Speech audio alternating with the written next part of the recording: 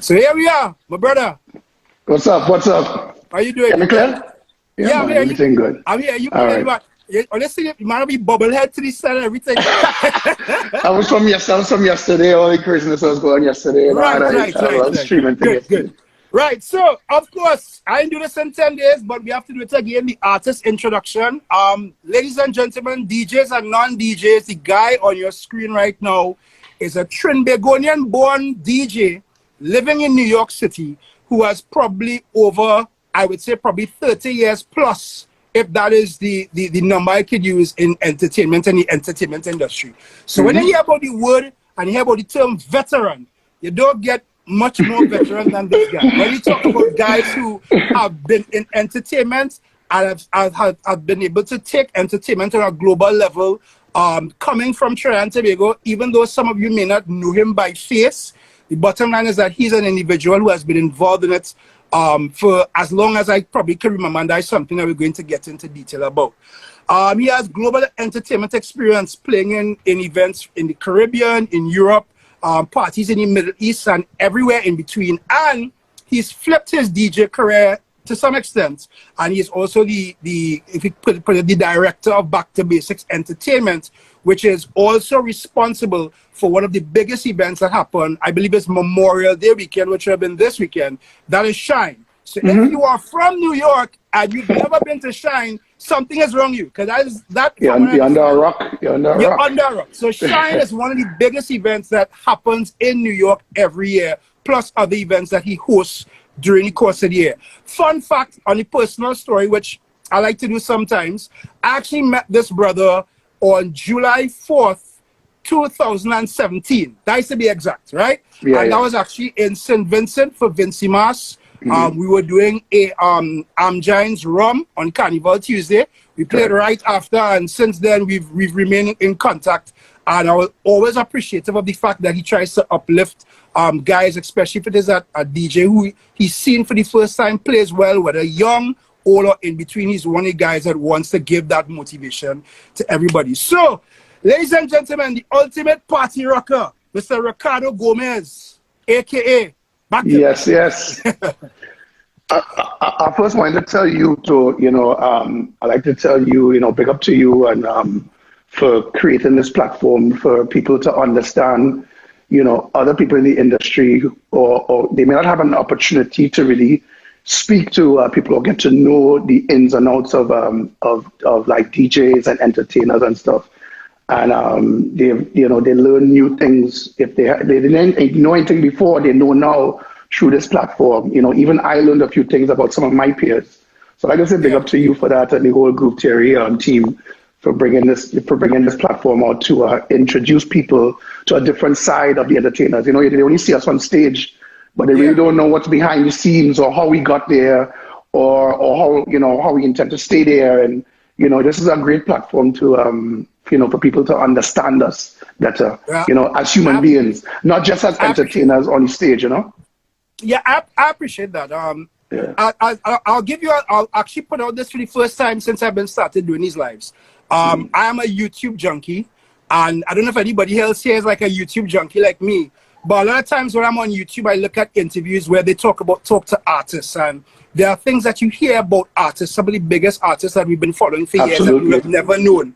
And the truth and fact is that as DJs, especially traveling DJs, there is a lot that people would not know about you. And there's a lot of misconceptions that go out in society. Sometimes that actually affects their name and your brand.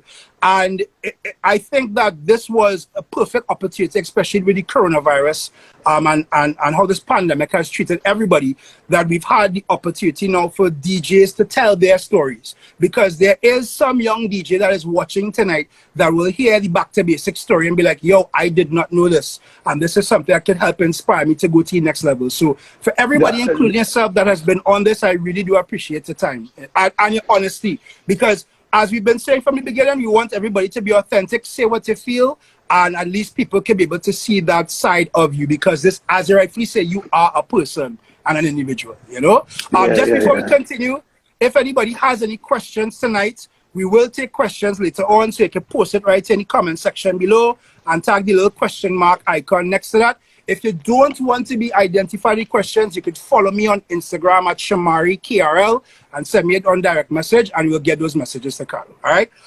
So let me start, of course, with the biggest news in the world for the last 10 weeks or so, which is the pandemic that has been affecting the world in total.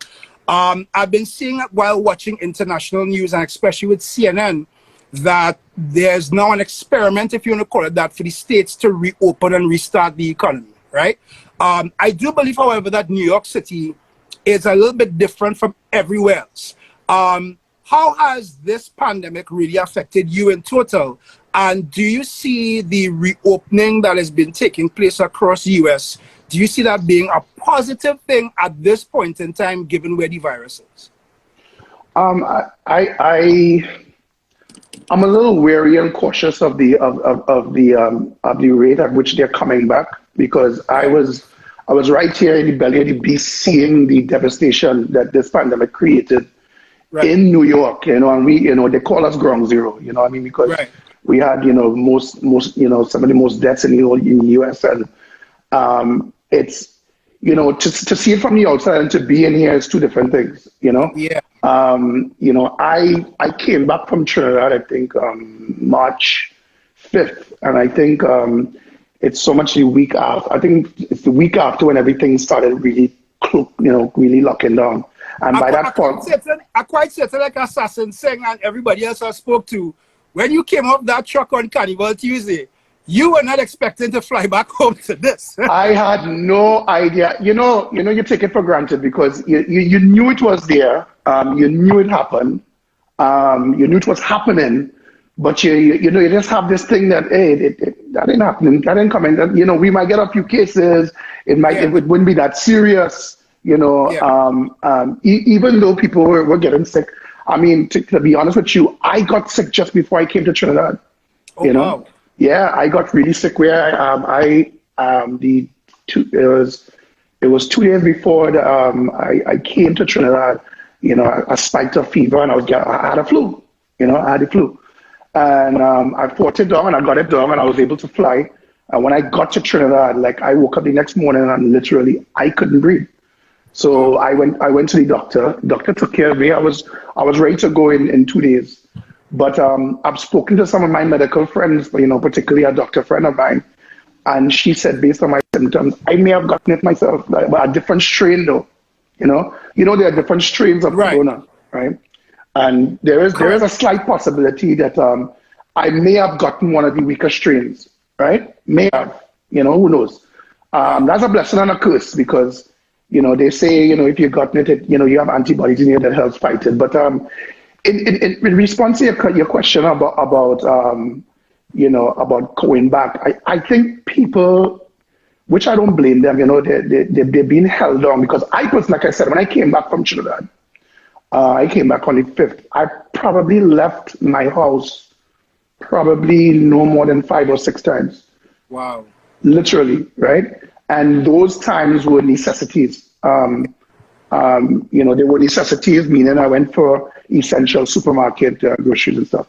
I was called for about 2 or 3 lives, and Kevin Krong, being he's my brother, he extended his studio to me. Yeah. And that was the only exception to my rule of really good now that that's how bad it was. Right. Do I think we are ready, to really fully go back to some state of normalcy? I don't think so. I think people are moving too fast. That's my opinion. Right. I think they're moving too fast. I think the weather is particularly here. You don't have the change in weather. When we had the right now, Memorial Weekend, and that change in weather is time to pump. Right. It's time to and I think that the heat and the holiday and the things that we're used to is making us forget what is really happening. Right. And I think that we need to be careful of that. That's what I think.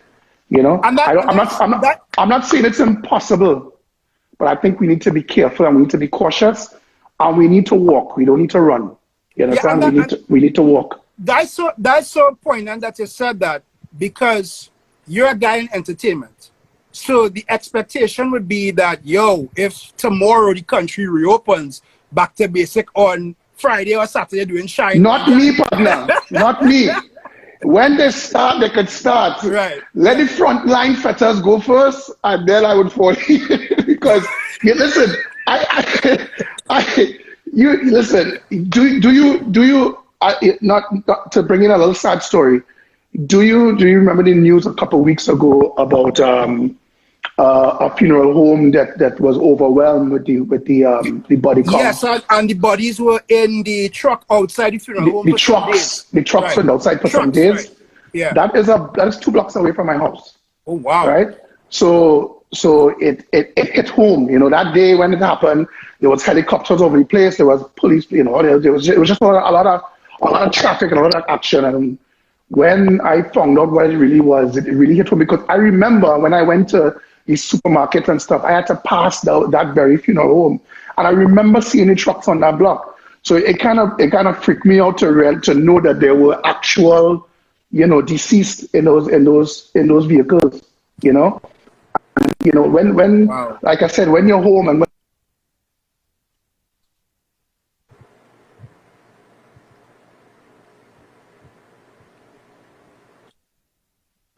that's just my opinion on that. Yeah. With the pandemic. Yeah. I think we will. I think we will prevail. I think we will overcome. You know, we are all globally at the mercy of this pandemic, so nobody can predict how long this is going to last. Right. So yeah. I think in the meantime, we need to do what we know, keep the awareness up, you know, and try to minimize the transmission of this virus, because it's deadly. It's deadly. I'm fortunate to not have any personal family that I've lost, but I've lost a few friends, and I know a lot of friends who have lost a lot of friends and family. I have a particular DJ friend of mine. I won't mention his name because for his privacy, but yeah. He lost like about 4 different family members and close people to his family in the space of 2 weeks, 2 to 3 weeks. You know. Yeah. And you know, it's devastating. It's really devastating. Yeah.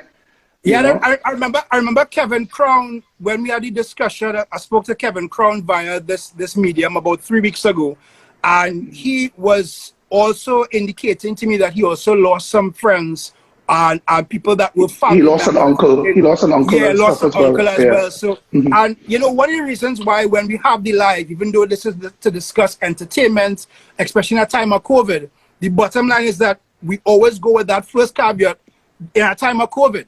And as Caribbean people, especially right now, we are still kind of getting over, I wouldn't say strands, but we're getting over the effects of what happened to the rest of the world.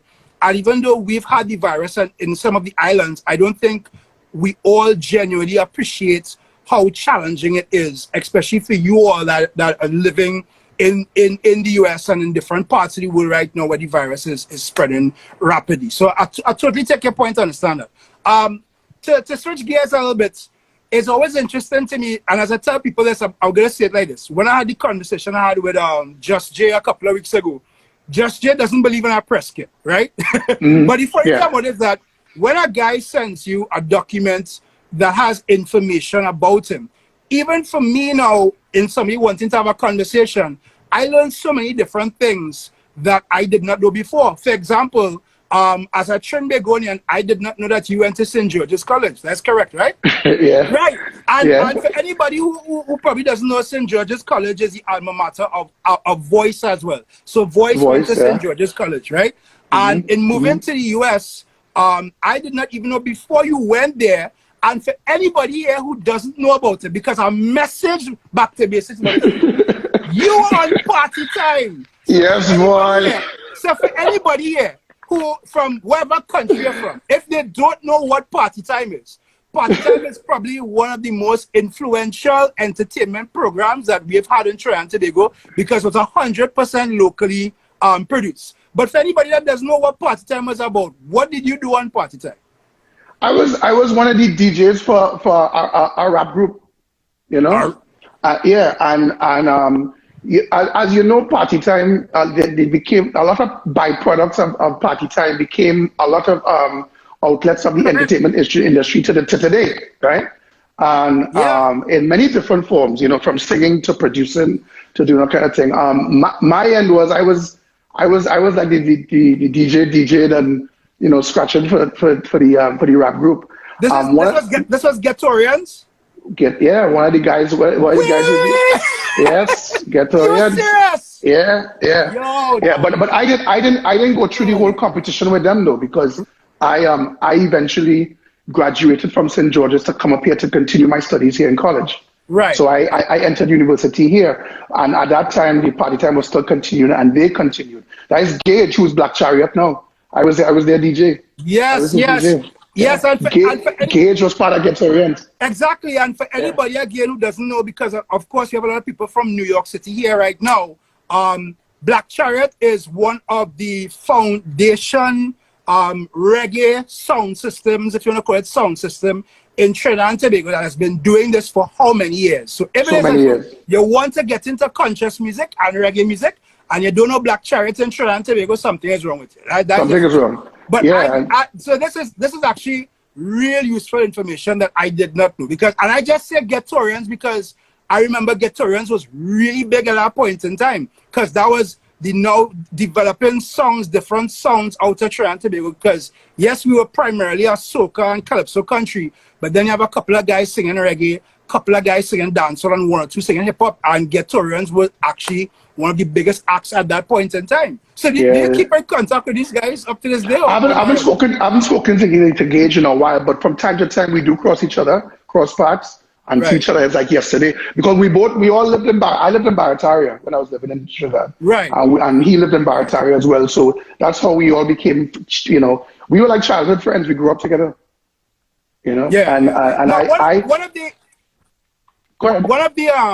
One of the misconceptions, I think, that goes in music, and I had this conversation with Barry Hype, so I see Barry Hype with us tonight. Yes, big up Barry. Is that a lot of people feel that we as DJs and people in entertainment, we just start playing music and then we end up into it just like that.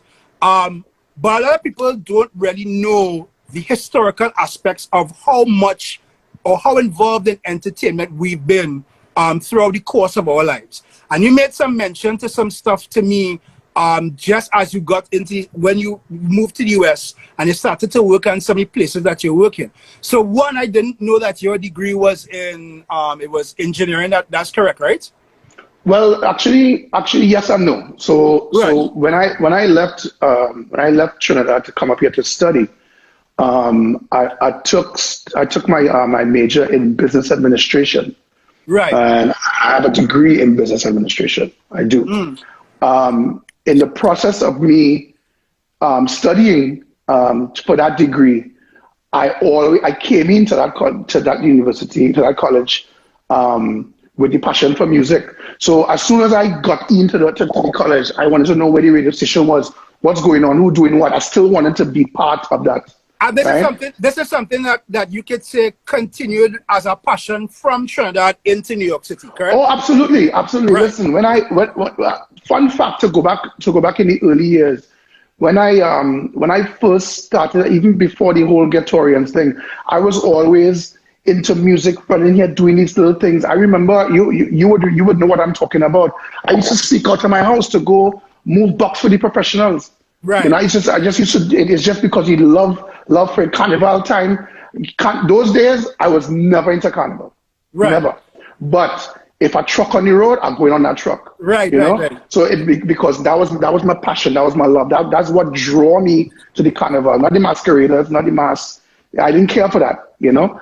I wanted to emulate. I wanted to watch these guys play music, and I wanted to be part of it. Any party I could be in, you know. My guys who I idolized back in those days was, you know, I came from the Maxi Taxi era, you know. So you're talking about, you know, Dr. Hyde, you know, Star Child, you know, those guys, Army Taff.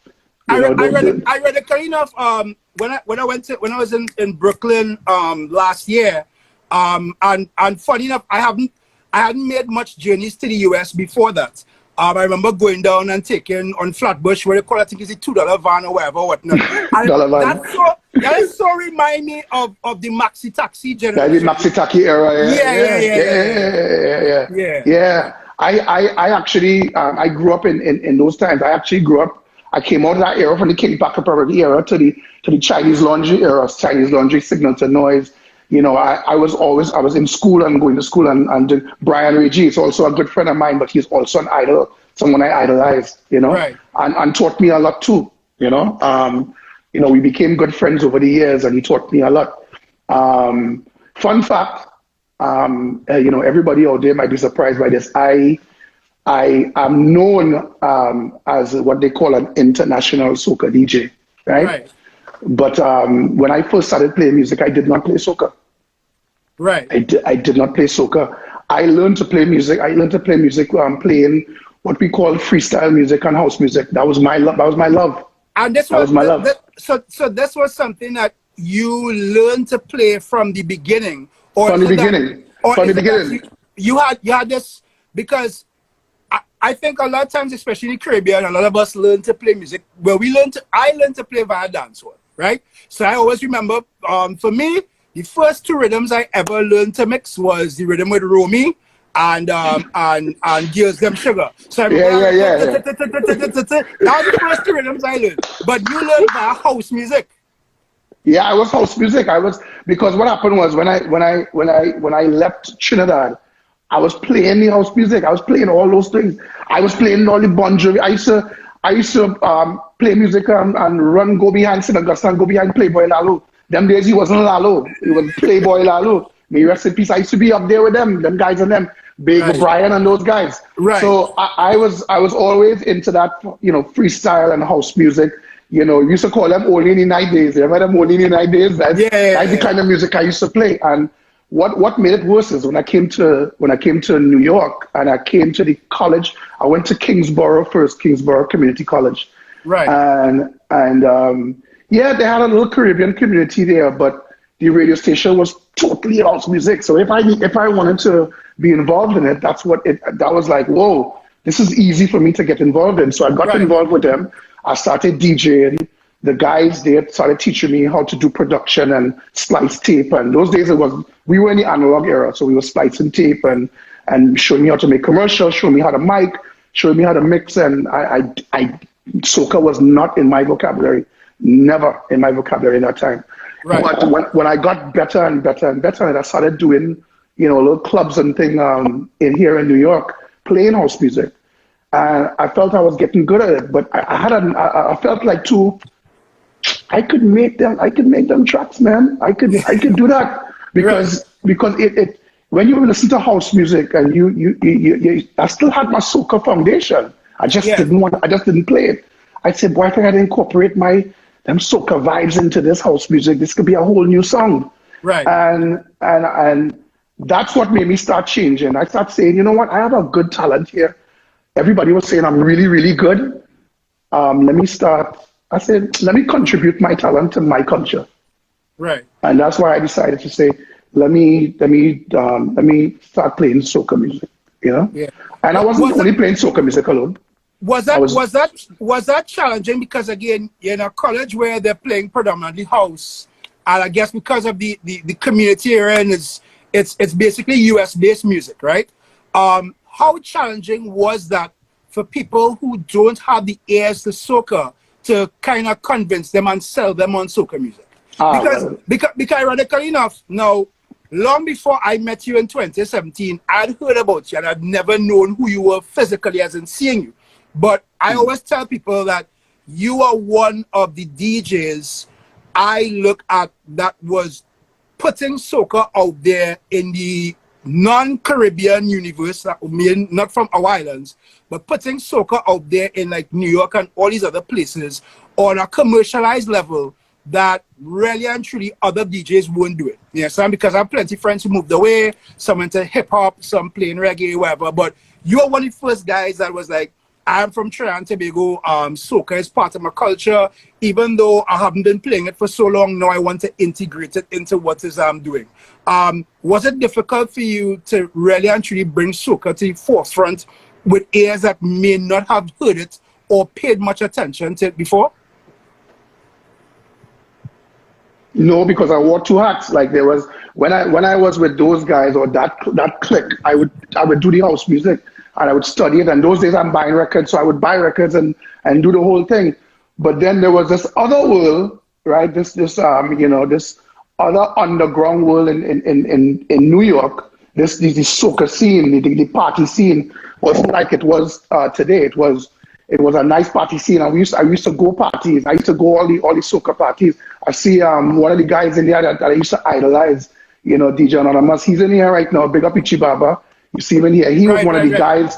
He was one of the guys that when I go a party, you used to see people like, you know, Supreme Team, DJ Anonymous, you know, and then there was Madman Maddie, King Chow. You know, I see Chinese Chow in here. That's his son. You know, that's young Chow's dad. I played with these guys, but before So I idolized these guys when I was small. Like I went to a party one time. I went to a big fete and I saw all of them playing. And I sat up one day and I saw how they was just playing music and had the crowd going crazy. And I say, I want to do that. That's what I want to do. Yeah. You know, that's what I want to do. And I remember going to each one of them and saying, you know, I started making friends with them, befriending them and talking to them. GB Production, the original GB Production, who's passed away now. I started making friends with them and started to learn the scene and the whole culture here that was going on in New York.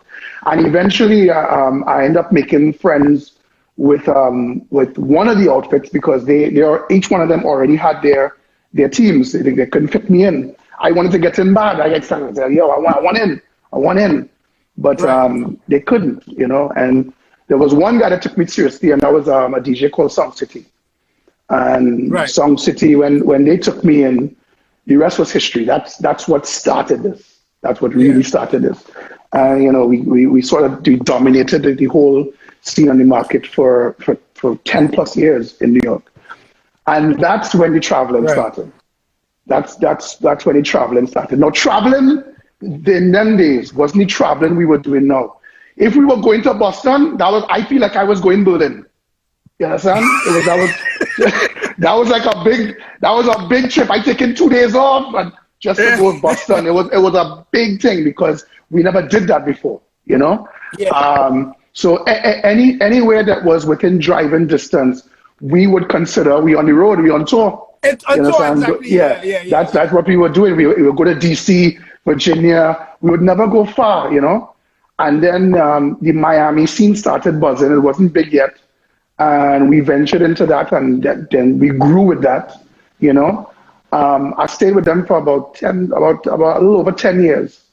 And after a while, our points of views kind of was a little different. I wanted to go one way and they wanted to go another way. And we just decided amicably that, we'll go our separate ways. And I started a new chapter, opened a new chapter. And that's where Back to Basics started. Right? So it's always interesting. I like to hear how people come up with names for themselves as DJs. So a fun story. My next door neighbor, he used to live here 2 hours away. I had this in a documentary video I posted a couple of weeks ago. We used to call ourselves DJ Viper, right? Which was a horrible name at the point in time. You see, you're laughing, so it was a horrible name at the point in time. But it was so funny that about a month later, when we were now trying to develop a much more commercial name, I just came and I saw a big R on the record box. And he was like, yeah, Redymix. And I was like, why? And I was like, well, because you're ready to mix. And that was basically it. And that simple as that. So for you, where did the idea to get back to basic came from in terms of the name? All right, so it comes back to what I was doing with Song City. Back in those days, right? It was the regular 2 turntables, a mixer. That's what a DJ would do, and they will go with their own sound system. Right. Nobody played on nobody's sound system. Yes, I remember. Everybody went with their sound system. If I had to play in a party Saturday night with Song City, my day started at 4 in the afternoon. Because you have to sort the speaker boxes straight to the venue. String it up. You had to build your speakers, build your banks, line up, run your wires, tune your system, and then you're ready. Then you do your party, and when you do it, You got to break it down and bring it back home. Right. You know? Right. So my day could start as early as 4 p.m. on the Saturday and end at 9 p.m. on a Sunday morning. You know? Wow. Yeah. But those were great memories because, you know, it's great memories. But going back to that, Song City and I was Song City had the owner of Song City, his name was Floyd. He had a vision that was way ahead of his time. He was always way ahead of his time in terms of things he wanted to do. So when everybody was playing record and just doing things, he went and got samplers and keyboards and drum machines. And we were putting on a show in parties. Like we were literally putting on live, sampling live, knocking drum machines live. Like we were putting on a real crazy show. Is that where Young Chow gets this thing now where he comes in sampler and plays the drum? Yes, sir.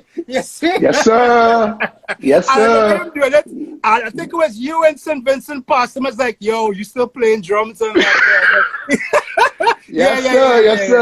Yes, sir. We created that in Brooklyn, created that whole vibe, like with rhythm, and it was a crazy era because it was real vibes. It was real vibes. It was original. It was authentic and unique, you know.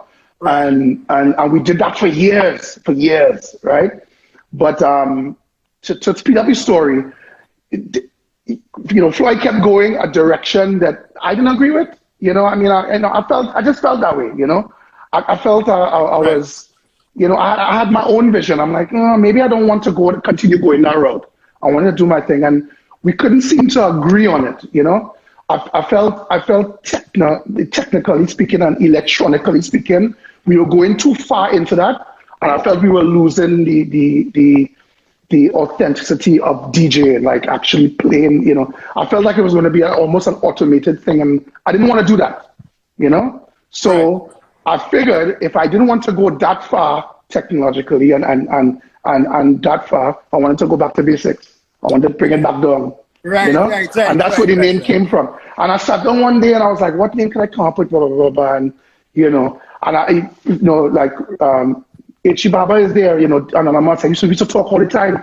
And I gave him like 3 names and I said, this, that. And so I said back to basics, he said, that is it right there. And I said, yes, brother, I feel that too. And what I believe in, I could have made any name, you know. I could have called myself DJ Boom, you know, Boomfly. Once is not Viper. Right. Well, maybe I'll contradict what I'm going to say. I feel a name is just a name. The name shouldn't make you. You have to make the name, right? And a classic example of that, what I learned that from, is I was actually in one of the very first parties that they announced when I was young, out there running away from home to go in little parties and things. And I remember they say, oh, Chinese laundry. And I laugh. I said, oh, this man going to name himself Chinese laundry. Chinese laundry? How you name yourself Chinese laundry? Isn't that like a universal name right now? So I learned from that. It's like, the name should not make you. You should not find a name to make you. You can find a name that's connected to you, that you have some sort of connection with, but you have to make the name, and you have to make it, you know, you have to put in the work to make the name. I agree with that, but I will also say, and this is something I learned a couple of years ago, and it might be straying off topic, but it's kind of staying on what we're staying with. So I'll go and get a little bit philosophical, but just bear with me for a second.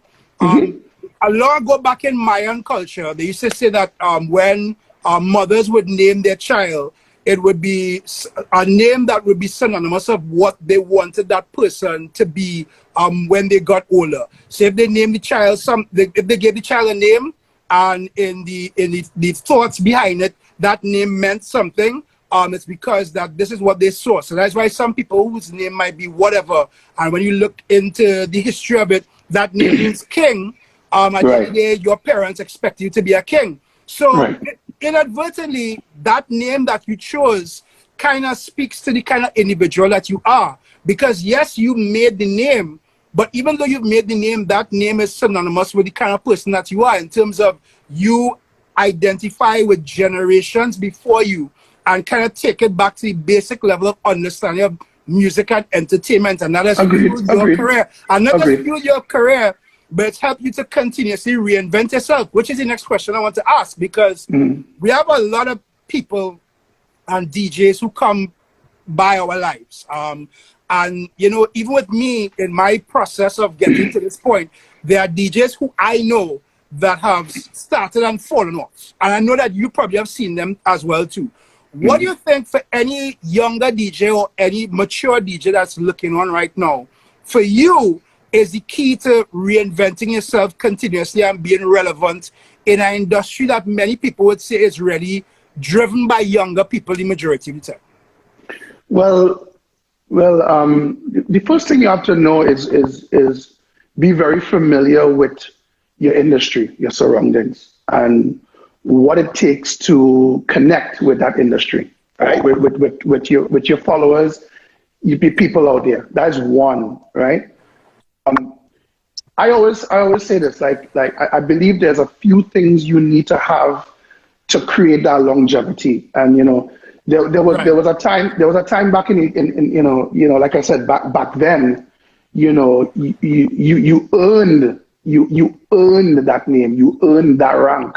You know what I mean? Those days you know, you put in the work and you earn it by getting your music, you know, dedicating your skill, your craft, your knowledge of the music, you know, your knowledge of knowing what your crowd wants. And, you know, when you did that, you make a name for yourself. Today, there are other factors you need in this thing. And you know, some people call it fortunate, some people call it unfortunate, but it is a fact, you know, it's a package. It's a package today. You know, it's not just, you know, it's a marketing thing. It's a connectivity thing. It's a personality thing. You know, it's not just talent alone, you know. I know, I see what you're talking about there's a lot of guys that come on and fall off, you know, and they may not have perfected their craft to the point where they're great and versatile and have all the music and they could mix and everything, but they may not know how to connect to the masses out there, and that's where the social media comes in. That's a factor that you need. That's very important. It's very important to learn these you know, what's coming out that connects with everybody. What did we do when we all shut down and we got locked down? We came straight here. Everybody grabbed their phones, right? Right. If I feel like if a DJ does not know how to use this to his advantage, and I'm not referring to Instagram alone, I'm talking about social media, for example, then that could be a factor that could be hindering you from progressing, right? Let me be devil's advocate from it, right? Okay. I saw Overdose from the Bahamas in the chat. I want to shout him out because I had this conversation with Overdose a couple of weeks ago. As you know, about 3 weeks ago, we did, or I should say 2 weeks ago, we had a 1 week of the next generation of DJs. And I thought that conversation with Overdose was so poignant at the point in time because he was saying that he is born in this generation, and these are the tools that he has to work with, and he is utilizing these tools as well as his skills to be able to push forth his career. But I know you of yourself would be able to appreciate that there'll be multiple people who would have gone a little bit before you and probably even come after you that feel that to some extent, as much as the social media and stuff is out there, there is some extent where that hype that is created from social media has caused some to bypass the talent. Do you agree with that? Of course it is. I was just going to make a point to you that there are a lot of, unfortunately, this is the world we live in, and there are a lot of talented DJs who, because they may not be, you know, as you know, as what's the word I'm looking for? Effective, effective in utilizing the tools of social media. They may not be able to show their craft and their talent the way they would like to. As you and I both know, I wanted to say this: there are definitely a lot of talented DJs who are not exposed and it should be on this platform internationally just as much as I am. I see it all the time. And vice versa. You know, there are not so talented they may not be as talented as these guys, but because they know what to do and how to connect and have that package, they've gotten by pretty far. So then I can ask you this question, because you wear multiple hats. You wear hats as a DJ, you're an announcer as well. You have the audio experience in terms of being from the technical side, but at the same point in time, you're a promoter. How do you then, or how are you able to assess then talent that, as I said, growing up in the social media generation now, where somebody could, as we like to say in Trinidad, for anybody who probably doesn't know what the statement means, you can sell a loo, right? And selling a loo means that your social media, your Instagram is turned up to 100, but when people hear you play, it's like, nah, dog, like, there's no substance to this. So how for you, for yourself, seeing somebody who might have 10, 15,000 followers, but then at the same point in time, you want to judge them on the skill and balance that with the following? Like, how do you do that as a promoter? Because yes, you want to have somebody who has the following, has the market of people, but at the same point in time, you want to have somebody who could holistically play the music at the level that is expected by you. Because again, if we go back to basics, the back to basic to me is you need to be able to mix, read a crowd, play at a particular level, understand being able to entertain people, and most importantly, which is something we've said throughout this entire series, understand that you're playing for them and not playing for yourself. Well, I'll say this very interestingly. First of all, I'm a DJ, right? And I feel that I have an advantage over say some promoters who would be looking for that, for the entertainment they need, right? I think I have that advantage because I'm not a promoter, I'm a DJ who promotes. So being a DJ who promotes, being a DJ who promotes knows what he needs to make his party effective, make my event effective, right? I do a few different events. It doesn't mean I'll hire the same DJs for every event, you know, friends or not. There's certain events I would have that will require certain DJs. Now, being that I travel a lot, I've been exposed to them all, right? So I have pretty much a pick of the litter as a promoter, you know, to know what my people will like and what they won't like, right? I also feel for guys, I think the longevity for what I want us to tell guys out there, like for example, how I stayed so long, is that definitely consistency. Consistency is a very important word. To be consistent in the game, you have to be very consistent. You have to be very consistent. You have to be in touch with who's who in the market, especially with what I do internationally. You have to understand every market. You know, every market is different, and you have to connect every time. You and I both know, like for example, you know, being in St. Vincent for Vincy Carnival is one way of dealing with those crowds and connecting with those crowds. And literally, Carnival Monday and Tuesday, Wednesday morning, I'm in St. Lucia, reset. It's a whole different.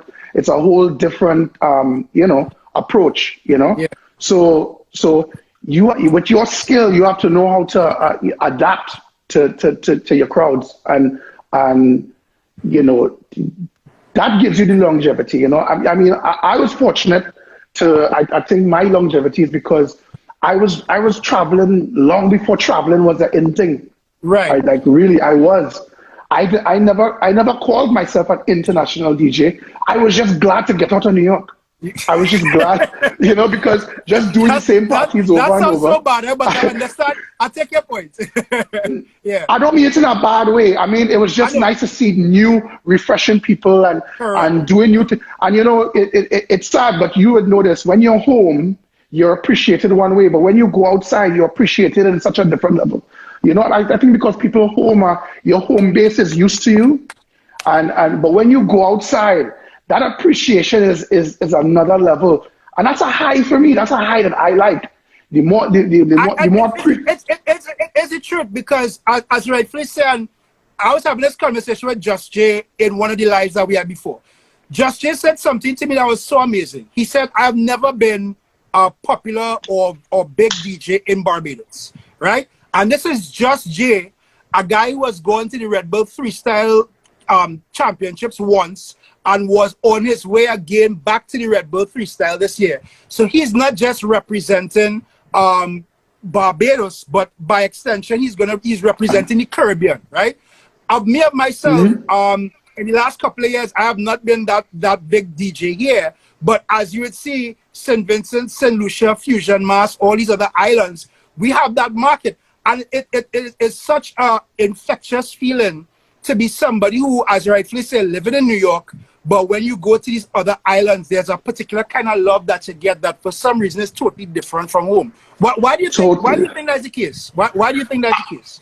Well, it's what we bring. It's different. First of all, what we bring is refreshing, and as long as we are bringing something that's good and positive, it's always different. And I think people like different, you know. And as long as it's different, it's not bad. They appreciate it more. I think when they know that I'm, you know, so-called a Trinidadian DJ, for example, coming into St. Vincent, for example, St. Lucia, Grenada, and they see how you embrace their music and then you take their music, manipulate it, and really, really explode with it, they're like, wow, I really like this guy, or I really like this DJ because this DJ took his time to figure out my culture, my craft, you know? And that is very important today. It's not just saying you're traveling and, hey, I'm traveling, and, you know, it's just fun. This is a lot of hard work.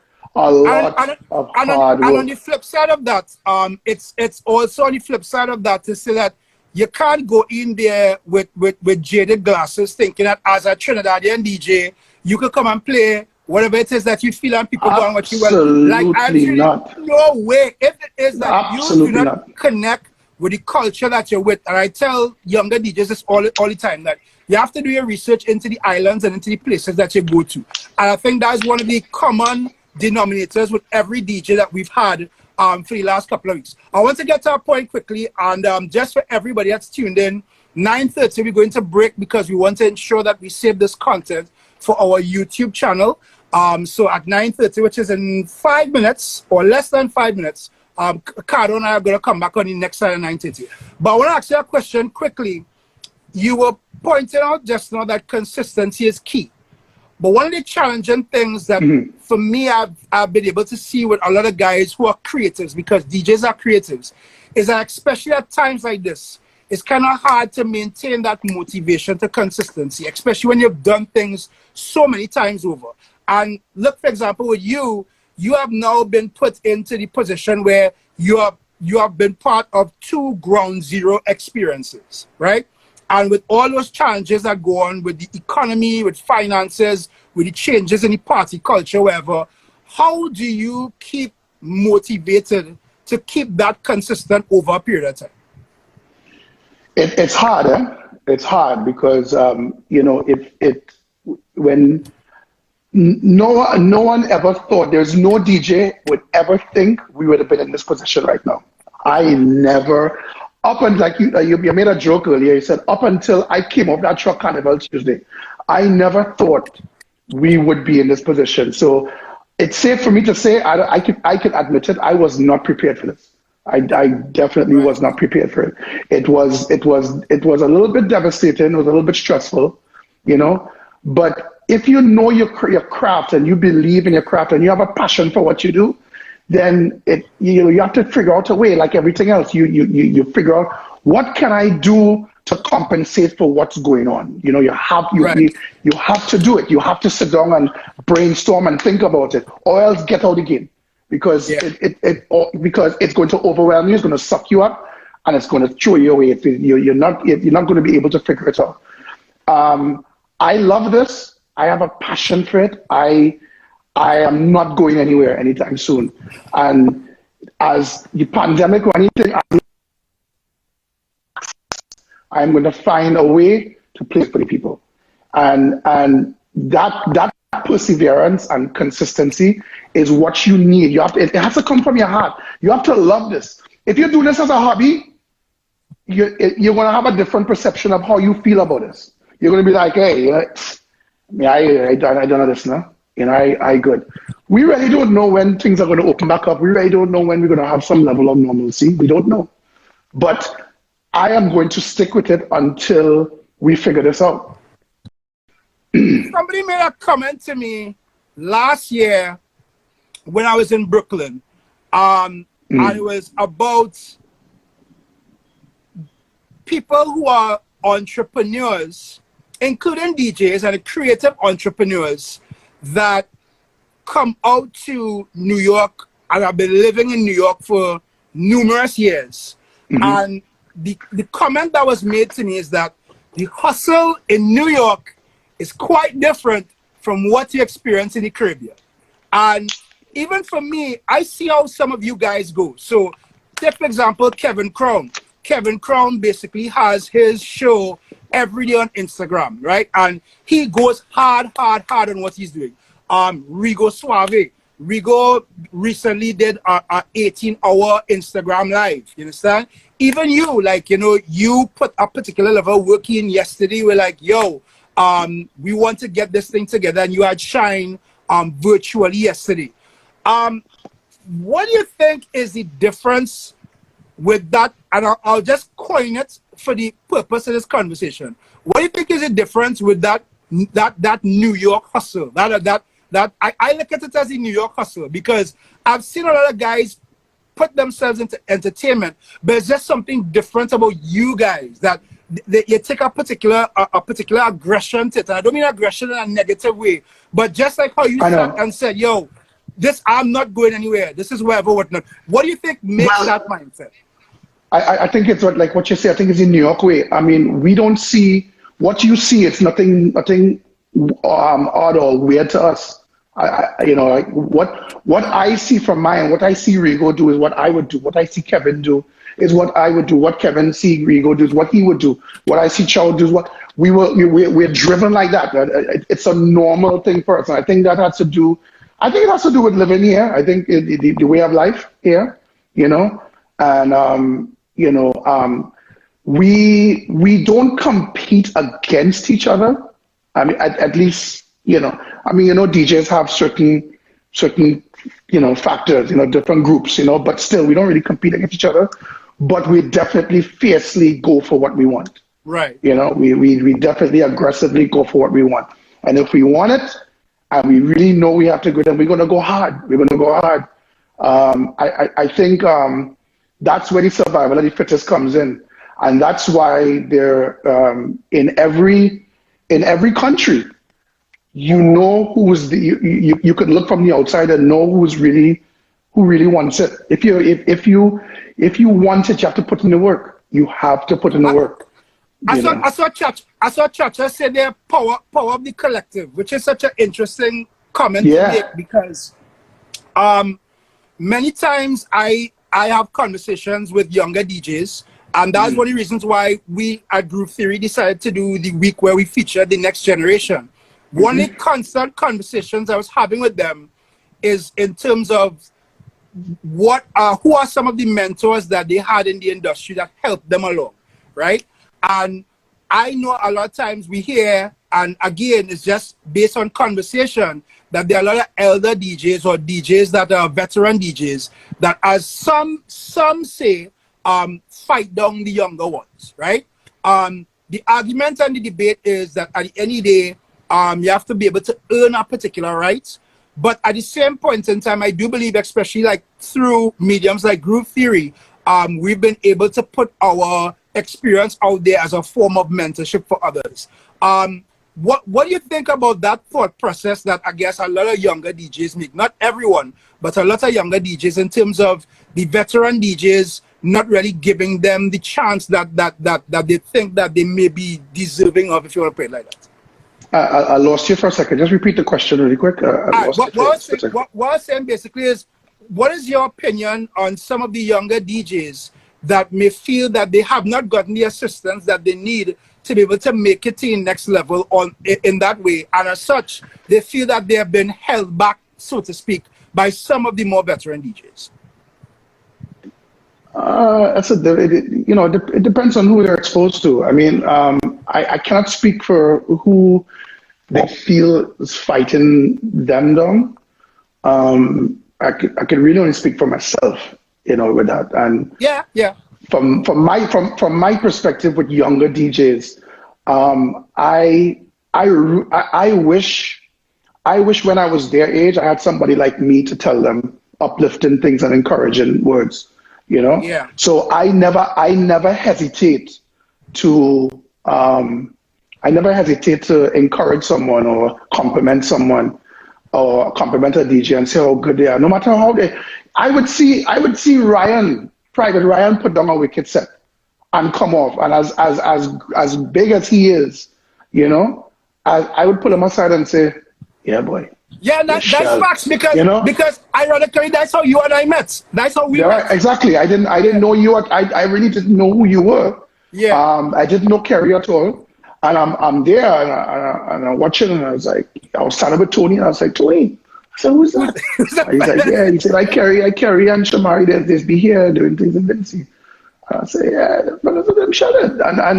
And just because I said it to myself, I don't have an ego to share that with anybody. I came and I saw you. I didn't come running to you. We crossed each other and I saw you and I say, hey, nice, Yeah. And I feel that those things, if I can make a difference in somebody's in a DJ's career or decisions of where they want to go, or know that they're doing the right thing, because I wouldn't necessarily tell an upcoming DJ they did bad. I'll just give them constructive criticism. I'll tell my peers they play shit because I want them to tell me I play shit.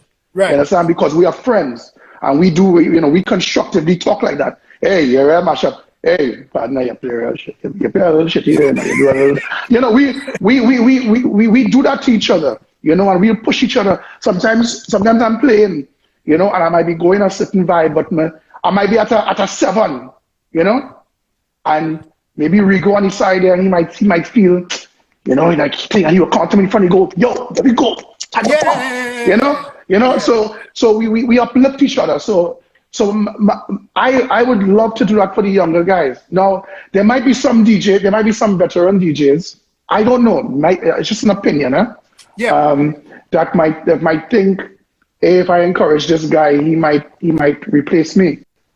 That might be a reason why they don't want to share information or help a younger DJ. I don't feel so. I feel I want to coexist with new guys and play with new guys. I as well as the guys that I play with all the time, And I really love to. I'm a music person. I don't only like to entertain people. I like people to entertain me. So sometimes I'm in a party. Listen, my process to go in a party, before the party, don't talk to me. Like, I have my process, if I'm with myself, I go instrumentally what I need to do. It's just you know the process. Yeah.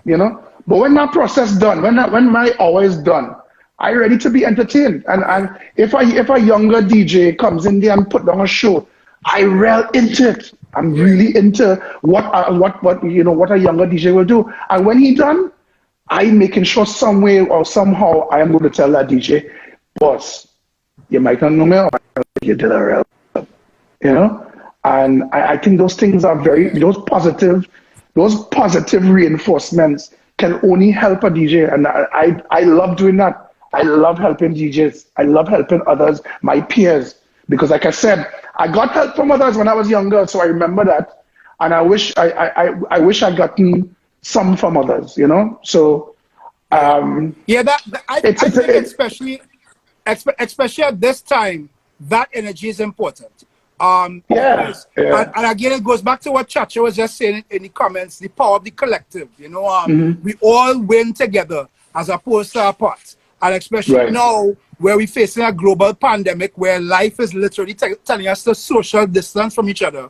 Now we have to find those innovative ways to encourage others and to be able to help the generations as well that go alongside us. Because funny enough, I do believe that also helps with the reinvention process. Because as you could pass on some knowledge to them, they are able to teach you, because look, you have yourself said that with these lives, even listening to the Week of the Next Generation guys, you're able to learn stuff from them, and that is important for the reinvention process. Well, yeah, listen, it's like a doctor or a nurse in the medical field. A DJ never stops learning, never stops learning. And I am always willing to hear another DJ's perspective, another DJ's knowledge to help my journey. You understand? Right. So I'm humble enough to say that I would not hesitate to call a fellow DJ of mine and say, hey, what do you think about this? Or what do you think? If we're talking music now, we would exchange ideas.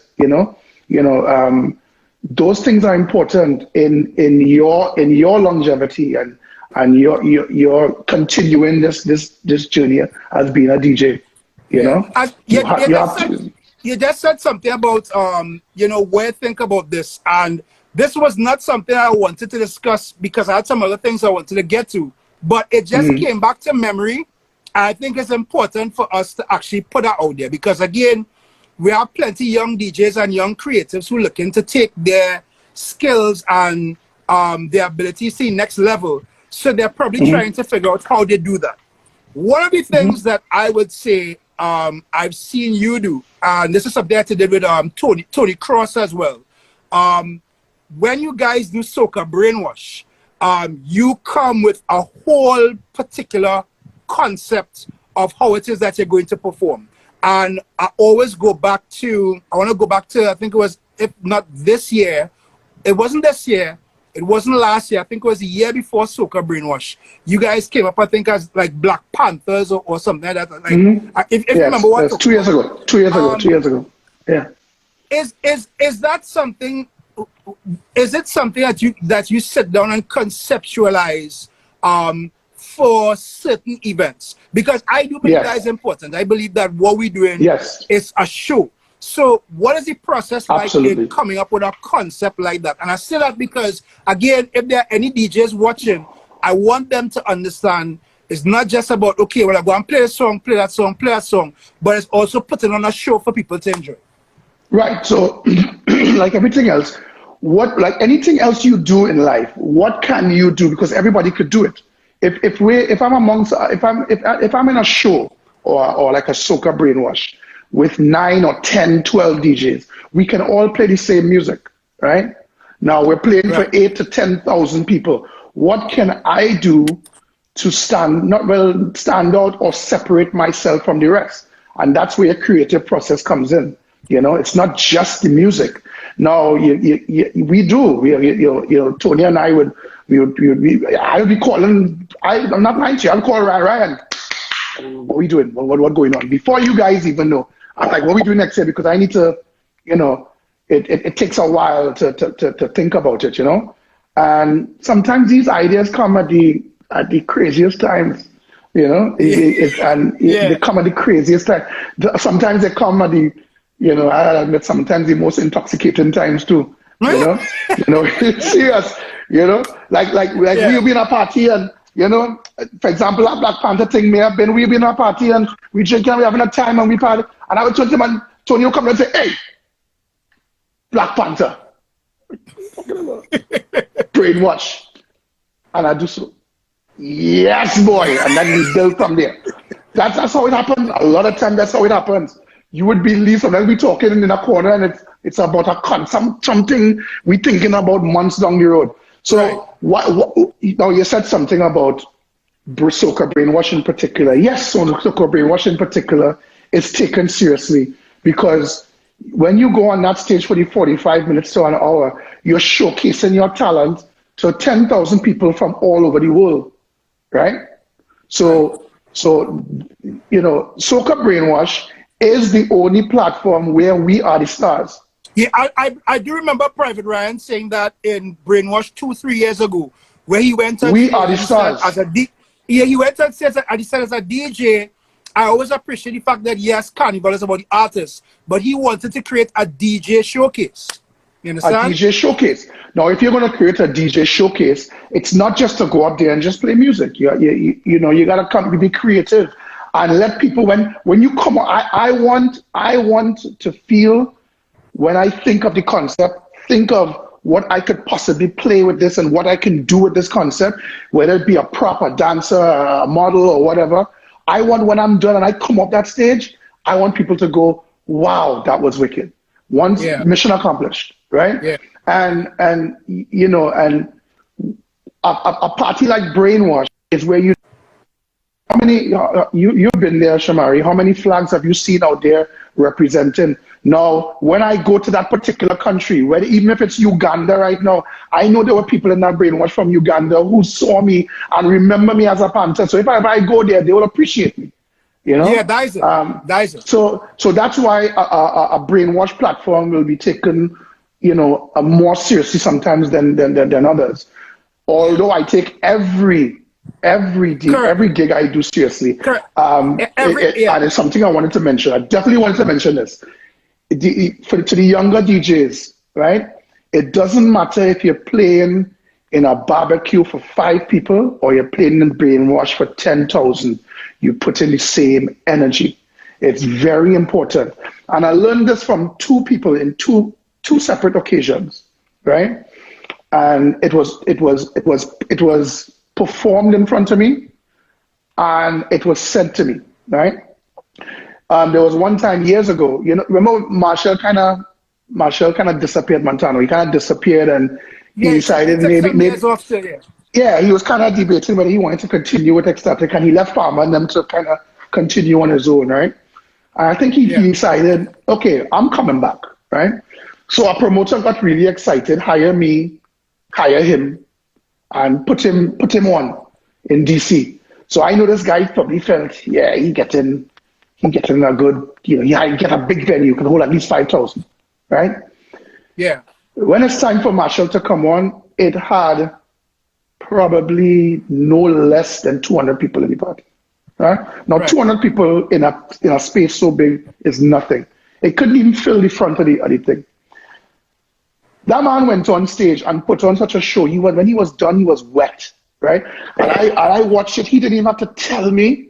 And I said, that's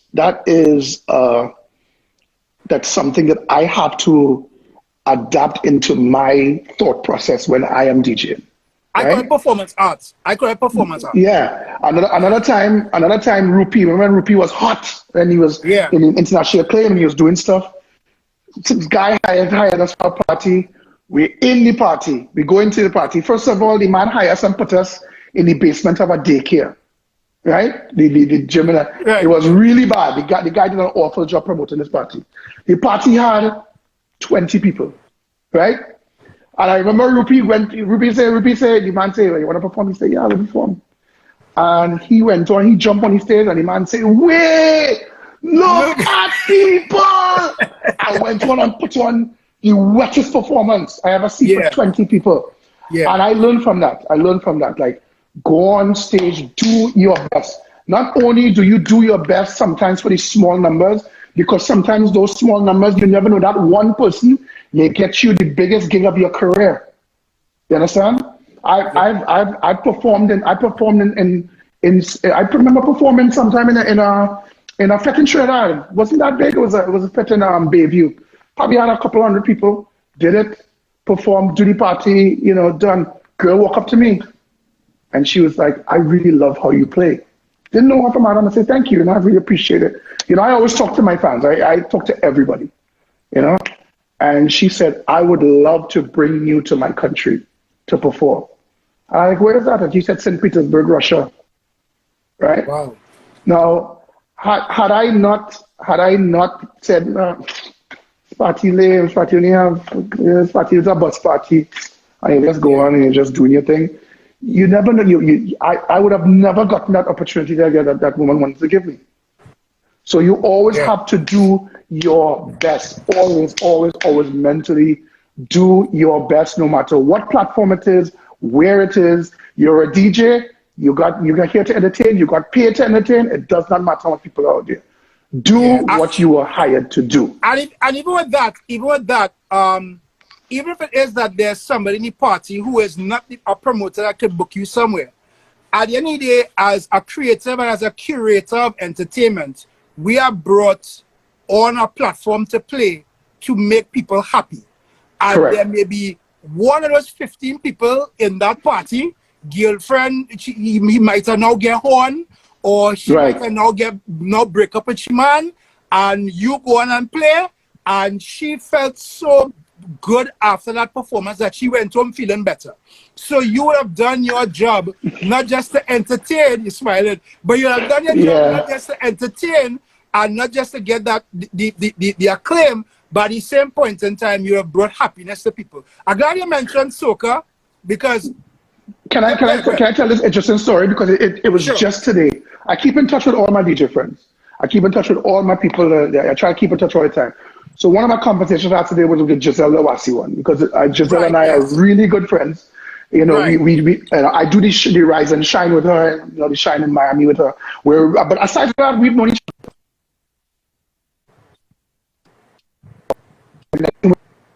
And she's an interesting story, not to cut it. And it's funny what you said that. That's why I laughed. She said to me she was on the radio one day, and a guy asked her to play a song. I don't remember the song, but it was an off song. And it wasn't time to play it. But she said, you know what? I'll play it anyway because he asked it. You know, and she played it. Right? She said later on that night, right? The man called back and said, I want to thank you for playing that song. Yeah. He said because it was the difference between me pulling the trigger with the gun I had to my head. Wow. Right? And that hit home. That means it shows how powerful we are as entertainers and how we can change people's lives. You know? Yesterday when I did that shine, that live thing, I got so many overwhelming responses of how it uplifted them. You know, it wasn't just to just go on and just do it. You know, people motivated me to say, please do it, because we really need this. Like we really, we miss it, and we really wanted it. And when I did it, it was an overwhelming. So we as entertainers have to have that responsibility and know that we are here for a purpose too. Well, that's our purpose, to make people happy. You understand? Ironically enough, even with that, because I got a chance to tune in to, I think it was Sunday, when you and Tony were on Sunday. You were on Sunday as well too, right? That was our first time, we were just went up for the first time. And you could have seen that at that point in time when I came on T Live, there was already like 250 people. And like, I'm somebody, I could judge people's emotions very well. I guess that is a talent, if you want to call it that. And you could see that both you and Tony, but especially you, had the presence of time to understand that, like we actually reaching real people right now. And it's important that we do this because, not just because people want a party or people want a line, but we actually reaching people. And you can say, because there was a point in time when you went to the microphone and it's like, yeah, people, well, we now sort everything properly. We thank you all for waiting with us, yada, yada, yada. And then I started seeing people saying, yeah, we're good to go, we're good to go. And that is something that must be such a motivating feeling as an entertainment person. Is it? You see, there's nobody can say that music is not part of their lives. Right. Right? And people use music as an escape, from many things, for many different reasons. And when this pandemic happened, I like to say not only to my peers, but big up to all the DJs around the world who decided to take it upon themselves to entertain people, to take this whole crisis off their minds. Correct. And make the extra efforts. Even if it was a DJ that slap a controller on top of his dressing table, he went live just to please people. Because that's what we are essential entertainers, just like they're essential workers. Yeah. We are essential entertainers. And again, it comes back to what I was saying before about how to use the tools of social media to connect. Because if this happened in 1990, we would have been screwed. Everybody would have been lost. Everybody would have been miserable. We all would have been distressed, right? But we knew how to use technology. We knew how to use social media. We knew how to connect to our fans and make it happen and entertain people and take it off their minds. This, like I said, this was my first time coming up. I figured, I knew I wanted to do it. I knew I had to do it, but I wanted to do it right. Right. All the stuff behind me was never here. You had an interesting interview the other day with, I forgot who it was, about having your tools. I was one of those guys who didn't have my tools. Why? It's because, for example, last year alone, I probably spent about 20% of the year in New York. So I am never home, right? Correct. Sometimes I would do a session or a rundown of some songs and get one wicked response, and Tony would turn around to me and say, how you do that? I say, in my head. Because he know I don't have stuff at home, right? I guess I'm fortunate that God gave me that gift to have that mixer in my head. You know, I can do it in my head. You know, I have that natural ability to know when I hear a song, I'm like, next time I could try that and try that. I'll always remember it. I'll experiment and I'll mess around with it. I did not have those tools. You know, I was one of those people that did not have the tools, right? This is a part of my basement. My basement was not like this 3 weeks ago, right?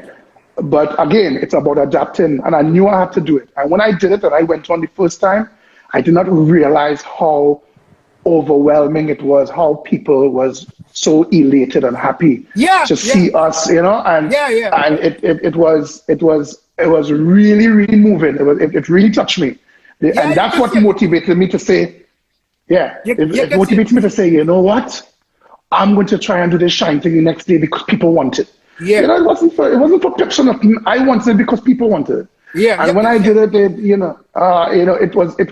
it moved me. It really moved me, and I really want to thank everybody for that support, man. You know, and once it moves me, it's a cycle. You know, you move me, I move you, and it's a cycle that keeps moving.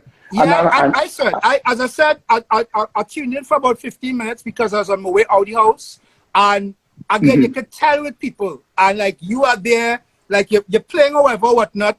Tony is setting up. But you can see, like, when you start to talk and whatever, and then you see the numbers coming and the way how you address it on the microphone and talking and relating to people, you can see that you really did genuinely appreciate that love and support that you got online, because you weren't really doing that much before, and now that you have all these people looking on, it's like it validated the fact that, yo, I really need to continue doing this, you know? Yes, and you know what it is? You know what it is? It comes back to what we were saying too. A lot of people don't know how we got here, you know. This journey of so-called being an international DJ comes with a hefty price, you know, and, you know, we all know what we're talking about with that, you know. It comes with a hefty price of, you know, your social life, your private life. You know, a lot of people have come and tell me, oh my God, I wish I had your life. I was like, sometimes you really don't want to have my life sometimes. Remember what Jordan said in the last dance, that winning comes with a price, and being on top comes with a price. And sometimes there's certain sacrifices, people are not aware of that price. I'm thankful to have understanding friends and family. I have a very understanding son, you know, that's with me as well. So, you know, but it comes with a price. You don't just get there. It's a very hard journey. Very hard journey. It's not like you said, it's not just playing music. It comes so to do something like that and get the love back, it makes you feel like that sacrifice was worth it. You know? Yeah. It really validates your sacrifices and the time that you put into this. You know? A lot of people ask me, people ask me to this day, sometimes I always, you live in Grenada? I thought you live in St. Lucia. You live, because... That's just like me at St. Vincent. So everybody feel I'm Vincent.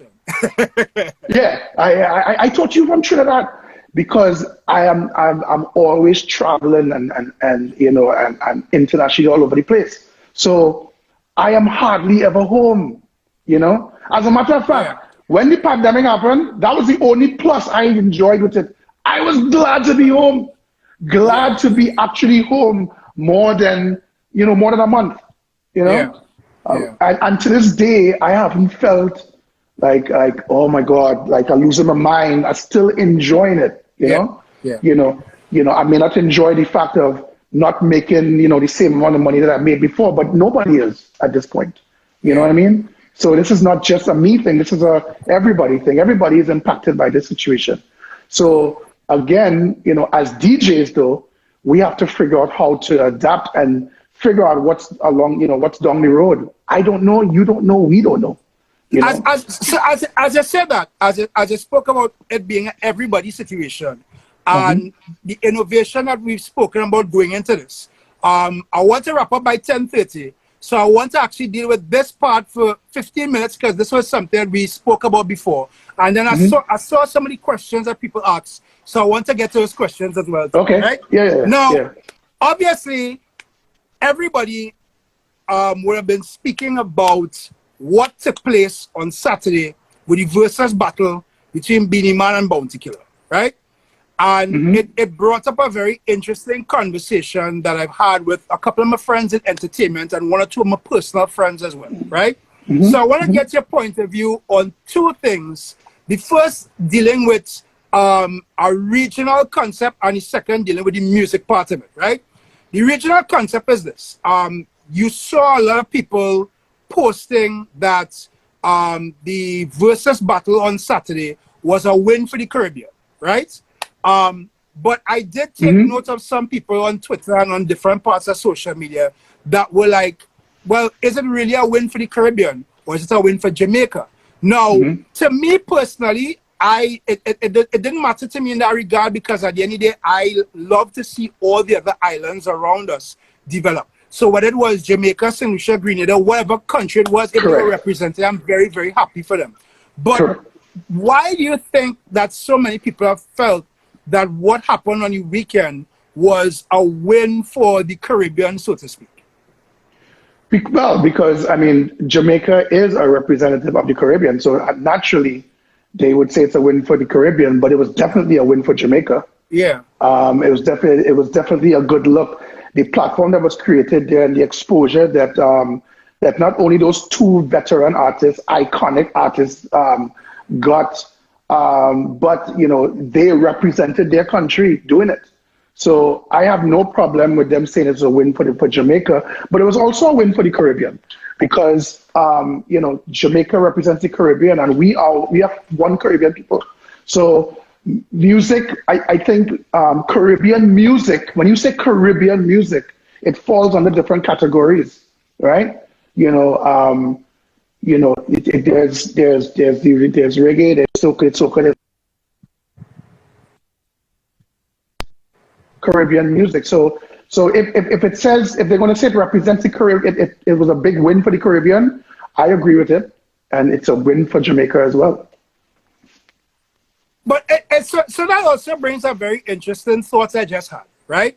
Though you and I understand totally, and everybody here would understand as well, that there are multiple islands within the Caribbean singing reggae and dancehall. But it is general knowledge that when you think of dancehall, when you think of reggae, you think Jamaica. That's the foundation, right? Yeah. That's Jamaica. Yeah. We look at it as the foundation. Well, to add to what you're saying, when the world globally, universally thinks dancehall and thinks reggae, they think Jamaica. That's an important thing to say as well. Right. You know, because when you think more, yeah. Right. So basically what I'm saying though is that now, especially you and I can relate to this, and a lot of other people who are in the comments can relate to this because we have multiple people from the Caribbean diaspora, especially in New York, that come from different countries. So to me, soca is no longer a Trinidad and Tobago thing, right? Do you think that because soca now is still trying to find that international appeal to some extent? And when I say appeal, I think the appeal is out there, but the recognition, do you think that that is one of the reasons why it's been so challenging for soca to be able to get that platform like what we saw on Saturday? Well, I think the soca journey still continues.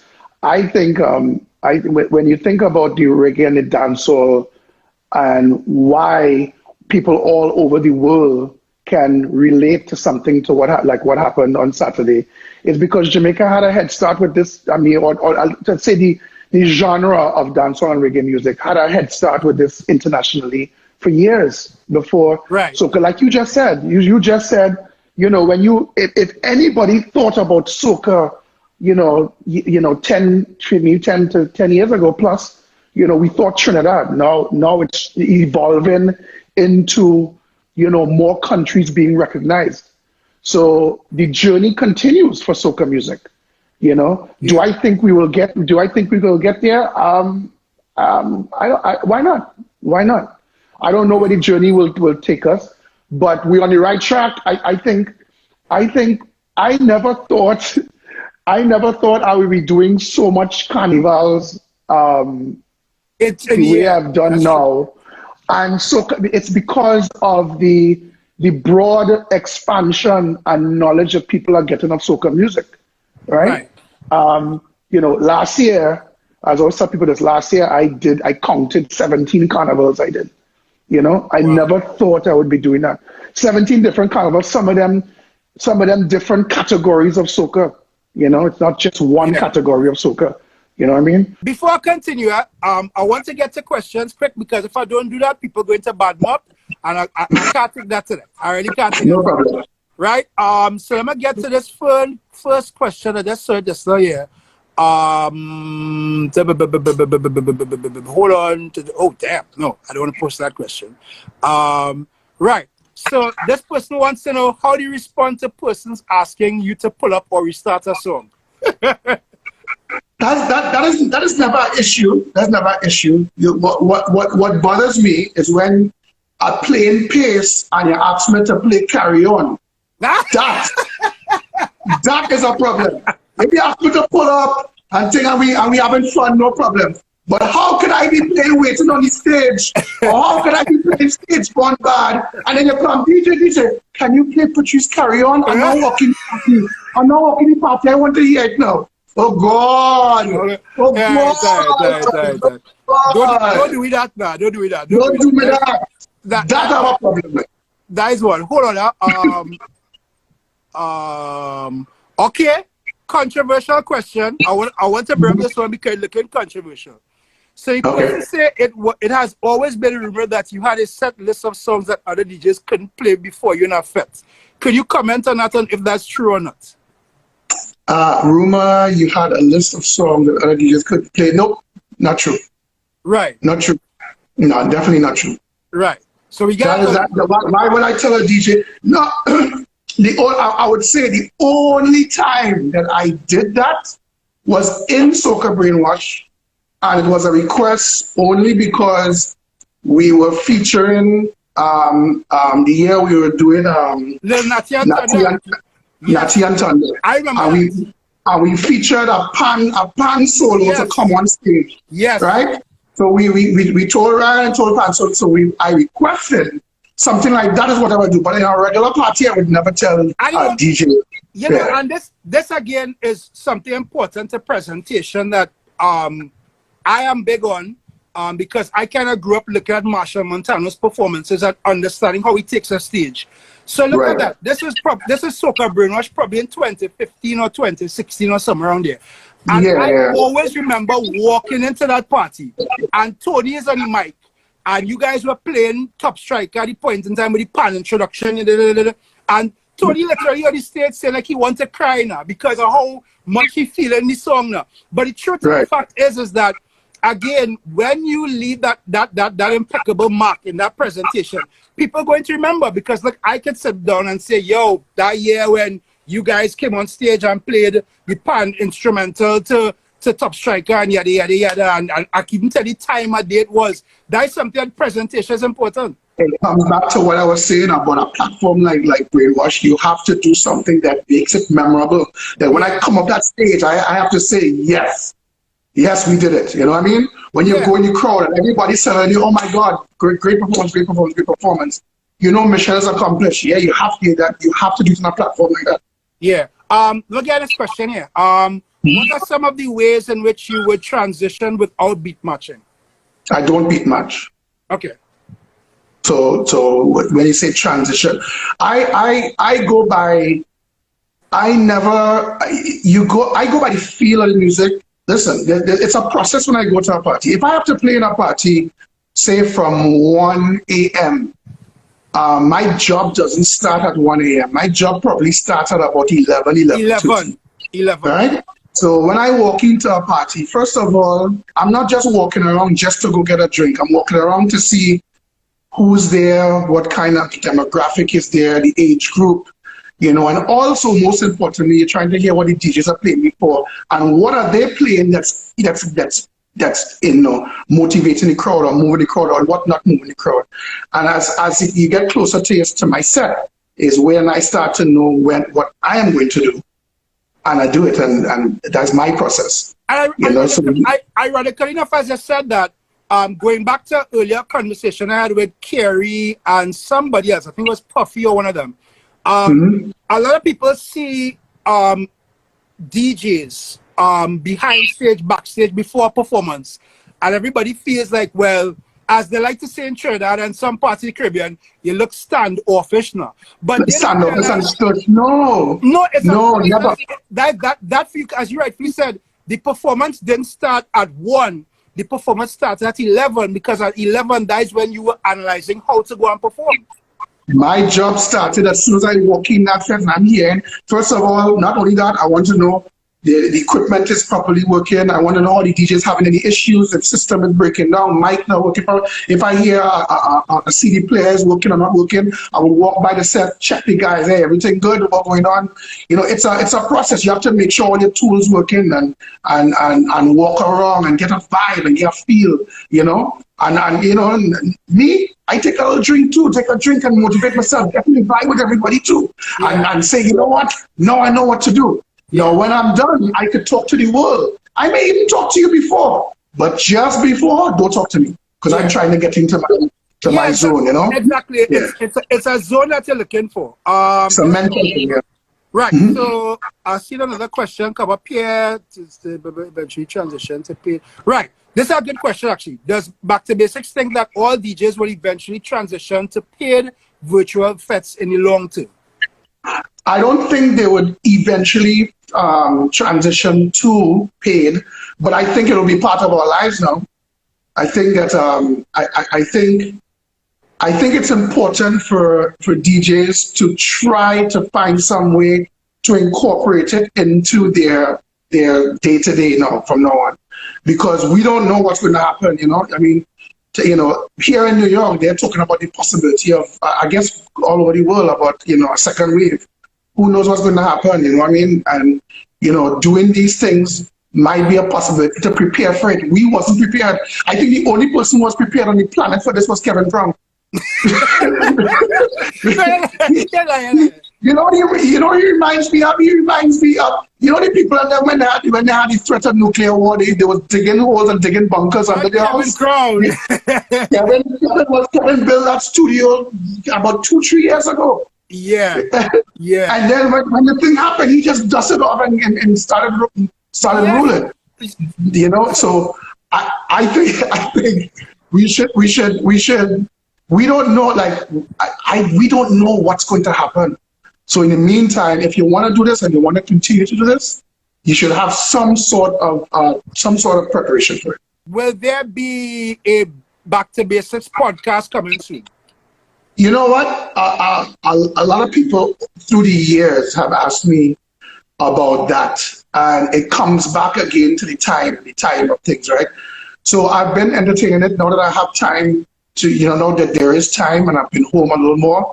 You know, I've been entertaining it. My focus now is on these streams to see how I can, you know, harness it and make it into something productive and entertaining for people. So that's something that I'm going to entertain now that I have the time. But I really didn't have the time through the years. It's been year after year. I mean, it seems very recent, not very recent, but it seems like people, like DJs have only been traveling probably within the past 10 years, maybe it's a little less to date. I've been traveling before that, you know, I you know, we didn't even mention this before, like back in when Kevin Little had turned me on, I got the opportunity to go on a whole European tour for a month and a half as his DJ. What exactly was the process for you then to really put everything else aside that was probably going on professionally that you probably had at that point in time to go into this full time? So again, interesting story. Again, my choice when I was working, my choice in career, even though I had a degree in business administration, the minor that I was doing, I took a minor in broadcasting, and that kind of took me out into the world of radio, right? So while I was in my college radio station, I got a job offer, which turned into my career at the time. So I had a degree in business administration, but I wound up being I'm training to be a certified production engineer for CBS Network. Right. Which was not CVS, the pharmacy, CBS. CBS. Everybody's at CBS? Yeah. So I worked for CBS for a long time, and under that umbrella, I worked for VH1, BET, you know, and all those things. I worked for like Dan Rather, Marcus Stewart.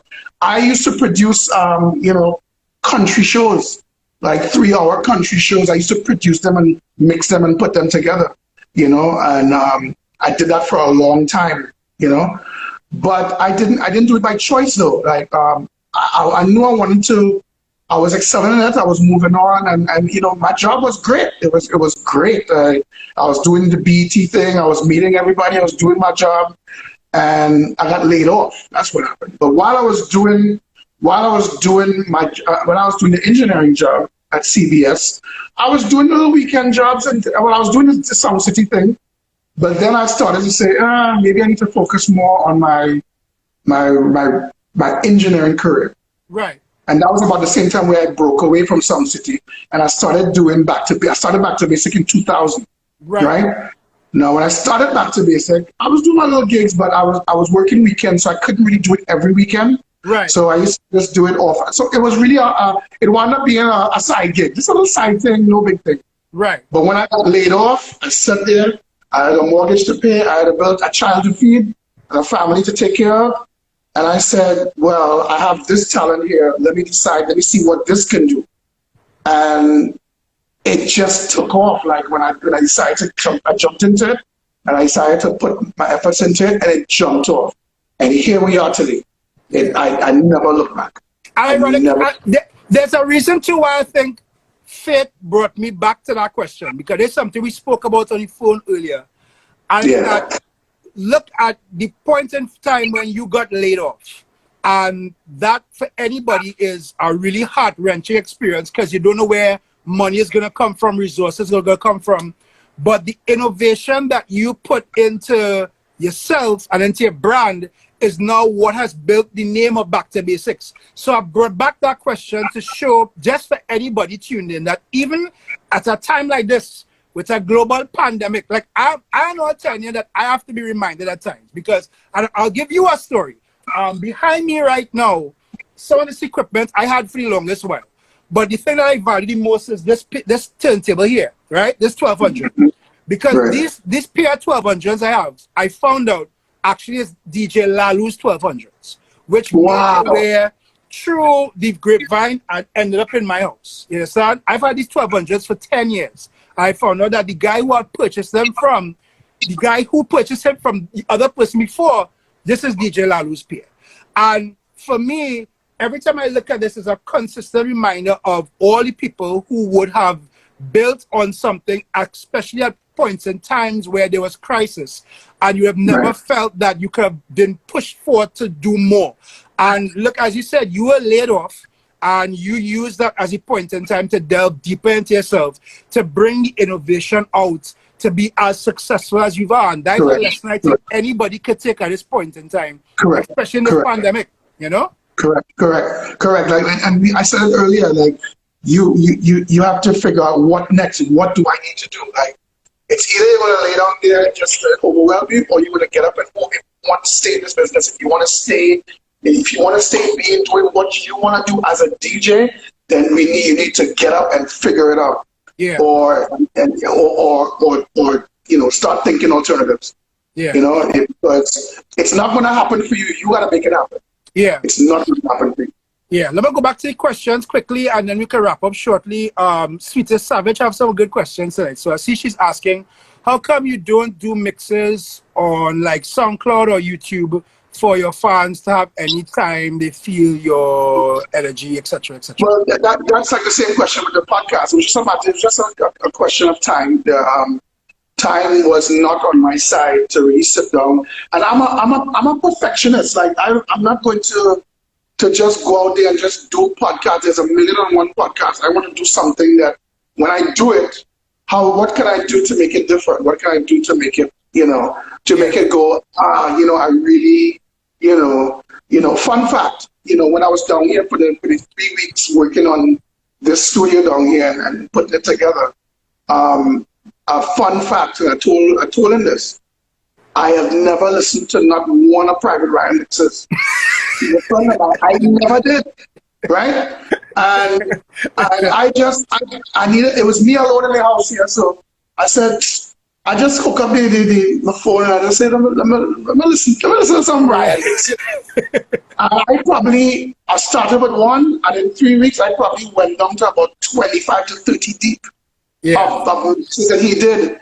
And I call him as a friend. I said, dog, you're real bad, dog. So I want that when I do it, I want that same reaction too. Yeah, I just want to put it out to put it out. I agree with that because I think I see Selector Kerry join the chat, so big up to Kerry, and he and I discussed it because everybody keeps asking a lot of my DJ friends, especially Kerry and other people, like, why are you not putting out mixtapes now? And I have grown to understand that as much as you would want to release content for people, I'll use a term that Kevin Crown made. We are in the NBA of DJs. This is the NBA league. Correct. And because we're in the NBA, you want to make sure that when you put out some representation of yourself, is the best representation of yourself. And if it's and it can't just be, as you rightfully say, well, they just mix this and mix that. So even with my process, a lot of my mixes have been concepts that, as they say, come to me 2 o'clock in the morning, 3 o'clock in the morning, whatever. I remember Kerry having a conversation with Kerry a couple of days ago, and I go and sell out his idea. But he was actually telling me about this real cool idea for this mix that he wanted to do over a particular period of time and how he wanted to put it together. But again, it's just, as people would not know that we are our own biggest critics. So we want to make sure when we put out something, it has the kind of content. Because again, look at how your studio is set up, and you just said that this is something that didn't exist how long ago? Like 2 weeks ago? Yeah, I just started this about 2.5, 3 weeks ago. So from the ground up. Yeah. So when I saw that on Sunday, I literally thought that this studio was set up like a while now. I see all kind of, and the proper microphones, everything. But this is now where it is that, you realize that you have to be at a particular standard. And if you can't make that standard, well, you're just not going to bother to do it. So I totally get it. I'll take 2 more questions quickly. Okay. Just now. Actually, I have 3. So, hey, big up DJ Spice. I go and throw a DJ Spice question. When is the Sound City reunion? Jesus! Oh, Spice! Oh, Spice! Oh, Spice! Oh, Spice! Soldier! Actually, Spice used to work with me at CBS as well, back in the day. Yeah, we both used to work at CBS. Well, look at it. Yeah. Look at it. Let me see. Stop your stupidness, Spice. Right. Oh, this is a real good question. Do you feel comfortable working Uber Soca Cruise 2020 if it's sales given social distancing? I think that's a very good question. Well, the responsibility of them and the cruise line industry has to convince me that I am safe to do so. I mean, it's a very touchy subject because we all know how cruises are, right? I mean, on a normal, there's people that go on cruises and come out with a common cold, because that's just how it is. Now, I'm just on a wait and see kind of scenario. I really hope it can happen and will happen. I'm hopeful of it. Because, that whole cruise experience, like, again, that's another thing in my lifetime I never thought would happen, that I would actually be playing soca music on a cruise ship, I've been on a few cruises before, and, you know, it was just what I expected that I would know about a cruise for the rest of my life. Not knowing that I could use the platform of what I grew up in, what I love, my passion, as something that of the sole purpose of being on a cruise. But, you know, unfortunately, this virus, this pandemic is making things doubtful for a lot of things, boy. I want to throw out a question to you. And I also want to throw it out as a possibility to the 100+ people that viewing us on the Instagram live tonight. Could you foresee an entire year, starting from right after TNT Carnival? Could you foresee an entire year with no carnival? As in no carnival in total. So I'm talking about no Vincimas, because so you and I, we on the same boat of this. So we already lose Vincimas, we already lose St. Lucia Carnival, we already lose, well, if Crop Over is another one. I know, everybody knows that Back to Basic is a Grenada, man. So we already lose Grenada. I was quite depressed with that one too, by right. So could you imagine now, what would that look like to have no carnival for another year? Because as I've been saying to people, how can you social distance a wine? Like you can't do that now. How you going to social distance a weave? So, well, let me tell you this. What I feel, and I've thought about this, right? Like, you know, I've had a lot of conversations with Brian and I, you know, Kevin and I, you know, we all sort of have conversations on this. You know, when this thing come back, what do you think is going to happen? My personal opinion is we need to and will have a complete reset. A complete reset. I might say pain and sorrow, yes. Yeah, well, it's pain and sorrow because at the end of the day, we're dealing with a deadly virus. And let me remember, we're dealing with something that's killing you. So it's going to be a whole reset process. Granted, if tomorrow they said we are all good to go, the entire globe is entirely free of this virus, I think people have been conditioned the past few months to still fear going outside and socializing. Of course, they're the reckless ones, but they're most of the responsible people who are going to rethink this whole thing up. You know, even if they go, your thought process is going to be different. You know, when I buy a drink, what going on with that glass, boy? Yeah. You know, is that a reusable glass? You know, we in a club, yes, use a glass. You know. Yeah. As simple as that glass is, you are not going to look at that glass within a whole new different light. Yeah. You know, a wine on somebody, I guess the difference between a man and a woman using a bathroom. So hold on. Let me ask you a funny question. God, I'm going to put this question to anybody else, right? Yeah. Let me say I go to a party in sometime in the near future. There's this girl in the party looking really good. She looking extremely good. And you go in the party, so you and I live in. And they say, boy, I feel like go and wine on that girl. And I say, here what? She might have COVID, you know. You still go and take the wine or no? No, partner. No. Why, boy, no? Every time you say you think, you don't want to think. I already thinking it already. You don't say it. If you don't say it, no, partner. No. What kind of question is that? It's a something like, boy, great straw. I go and take out hydroxychloroquine. No, partner. No. But I think the way our life and how we party and how we enjoy nightlife is definitely going to change. It's definitely going to change. That is a challenge for especially the Caribbean diaspora, just by how we are now. Like the Caribbean, we very tightly together. We have a culture. Like I don't know if you saw some videos going around. There's some people that were doing there's some viral videos going around of some places doing some parties where they have a box and they're dancing, everybody dancing in the box. Did you see that? No. So they created like the caution tape. Right. They created like a 6x6 box, right down the line, and everybody in that box, and one person is in that box, and everybody jamming and dancing with DJ playing, right? That is not our culture. No, that is not culture. I saw one. You saw the one where the DJ was playing, and there's this lines and lines and lines of cars, everybody blowing on in the jamming from the car. Yeah. We don't do that. That is not our culture. We coming out the car. We coming out the car. We jumping on top of the car and whining on the car. That is it. We whining in the front of the car, the back of the car, and everything. That's our culture. So we as a people going to have to reevaluate how we do this party scene. It's like I say, at times we don't know. It's a real uncertain way. I see Fettless saying what Hazmat Fet. Yeah, Hazmat Fet. Oh, that's a good idea. Hazmat Fet. Wine. Level wine. We know, boy, that's a good idea, Fettless give you an idea, why. Sure, you see it. You go the bag, you see it. Go on, don't click. Spice going with it now. Spice going with it, right? All right, so let's see if I can get to one more question here.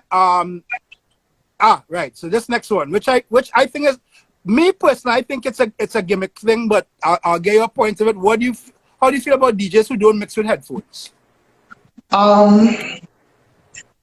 DJs who don't mix with headphones, I don't want to say that word because I don't want to say it, but I am from the authentic old school, and I think your name is back to basics, so I mean, I'm right. I believe in playing music has to be from the basics up, and I think the tools you need is proper players, whether it be turntables or CD players or whatnot, your proper laptop, a proper microphone, and a proper pair of headphones. Now, I've seen a lot of DJs DJ without headphones, and they do a pretty good job, right? They do a pretty good job with it.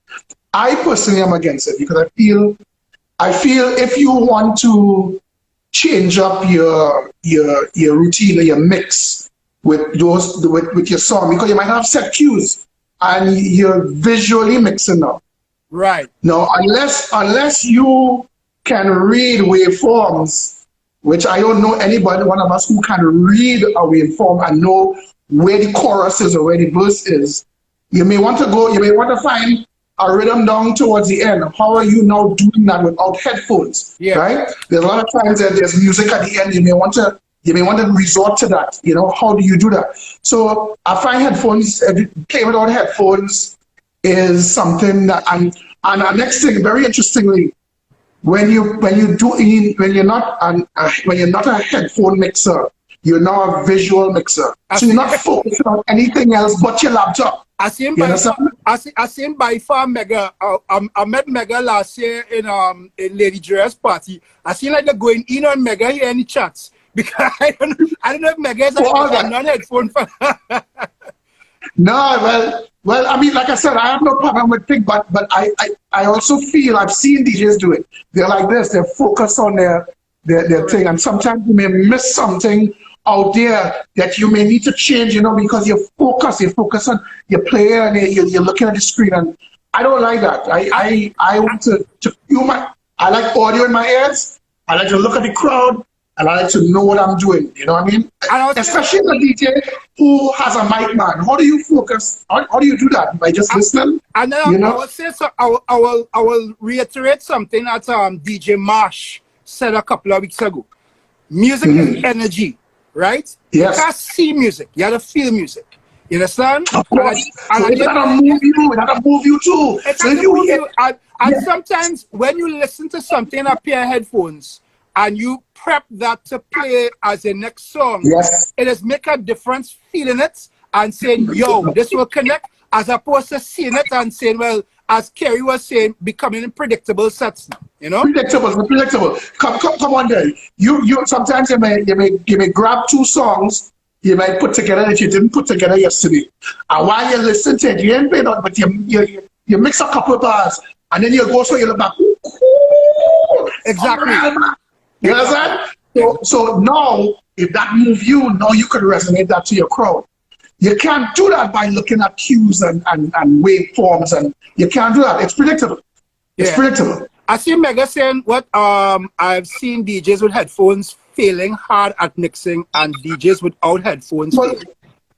Well, that's an individual thing. But I just, like I said, I said it earlier. I've seen DJs who has done it without headphones that do a pretty good job. I didn't say that every DJ that I've seen do no headphone mixes failed. I just believe that it's not something I want to do. I think it keeps you limited to what you can do with that. I think and then I see it, hey, big up Easy Sounds, my brethren. Easy saying here, you may see an energy building and can take advantage of it and elevate the vibe of the party. That's why looking at the crowd is important. So that's why looking at the crowd is very important. Like the energy that you receive, now you know if to elevate or you know what to do. You know if you need to go harder to move up, or you need to just cruise at what you're doing, or you need to just explode. I need to hear what I'm doing. I need to hear that music. So then I may play something, pull a song, hear it, and while I'm mixing, I'm like, go to the next one, boom. I'm thinking about 3-4 songs, and that's by hearing. Like you like Marsh said, you can't see that vibe. You cannot see a vibe. You gotta hear it. So that's something. If any DJ is looking out here, and as I always say, this is not a platform to pong young DJs, but I will say that we try to use our knowledge as people who have experience to kind of help others make, I would say, much more professional decisions. And to me, you have to feel music. You can't see music. You can see it, I can see it here, however. But you have to feel music. And if it is that you can't feel music, or you have no connectivity to the music that you're playing, you can't expect people to be connected to you in the long run. That is actually the difference, especially when certain DJs could play for hours and a guy could play for 20 minutes. The 20 minutes hype is fine. But if you can play for hours because you have that energy and connectivity, then that means that you will be a DJ with longevity now. That's something I think is important. I live by the word longevity and everything. Let me take the last two questions. One from Kerry. Mm-hmm. Have you ever pulled out a DJ USB who don't play sports? So you're in a party and a man on the place. And you just decide go plooks. Have you ever pulled out a DJ? Kerry, listen. Talk about memorable moments with Kerry. That's one of them.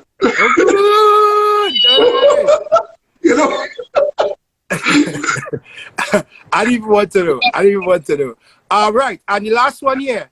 What is next for Back to Basics Entertainment without unleashing your secrets?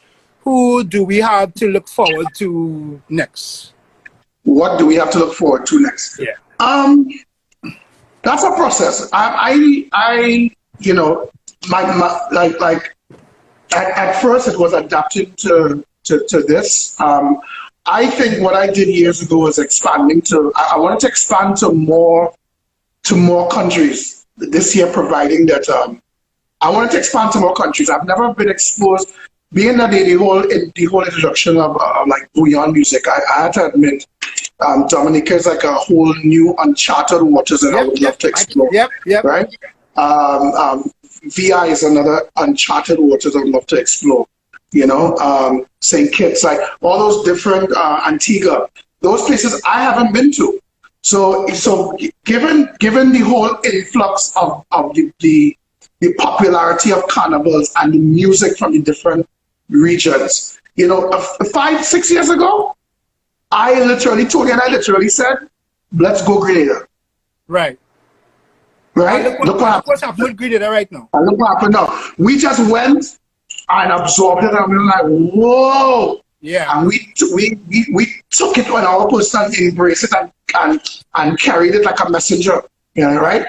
And same thing for St. Lucia. The first time I went to St. Lucia was 2010, Just for Fun brought me down. Right. And that was another different experience. Like it was like, yeah, you grab the music, you embrace it, and you just want to share it, I wanted to do that with other regions like the VI. And I also love I've been getting a lot of love too from a lot of French Caribbean support, like Martinique, Guadeloupe, and all those places.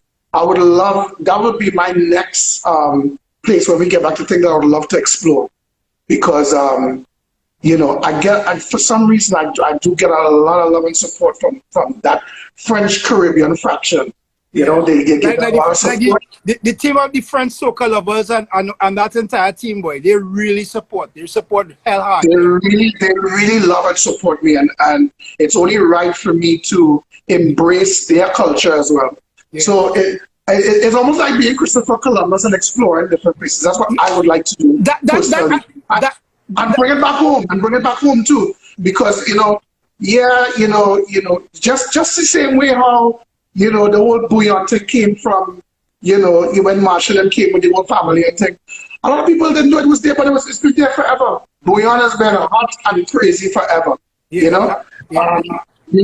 I love to. You can relate to this passion with me too. I feel like Vinci music is some of the greatest music that's come out of Vinci music, Vincent, and it's not as recognized as say as St. Lucia and a Grenada thing. You know why? Because again, we're talking about social media. Like social media blew it up. It's big, and now nobody not on that, right? Yeah. But I put St. Vincent last year as one of my top 3 in some of the best music that came out. Yes, it is. And people don't know that. Like there's so you know why I say that? This is what I say, right? So like St. Vincent had such a broad when you go to Grenada and you're playing bass and they say, okay, we're going to wind it down. DJs don't know what I'm talking about. You're starting over at about 120 again. You ain't going down to 104. Not right? St. Vincent. So, and for the people who don't know what I'm talking about, we're talking about BPM. So in Grenada, you would slow down a party or you set a party mid-tempo, as opposed to how we would normally do it with a nice groovy thing.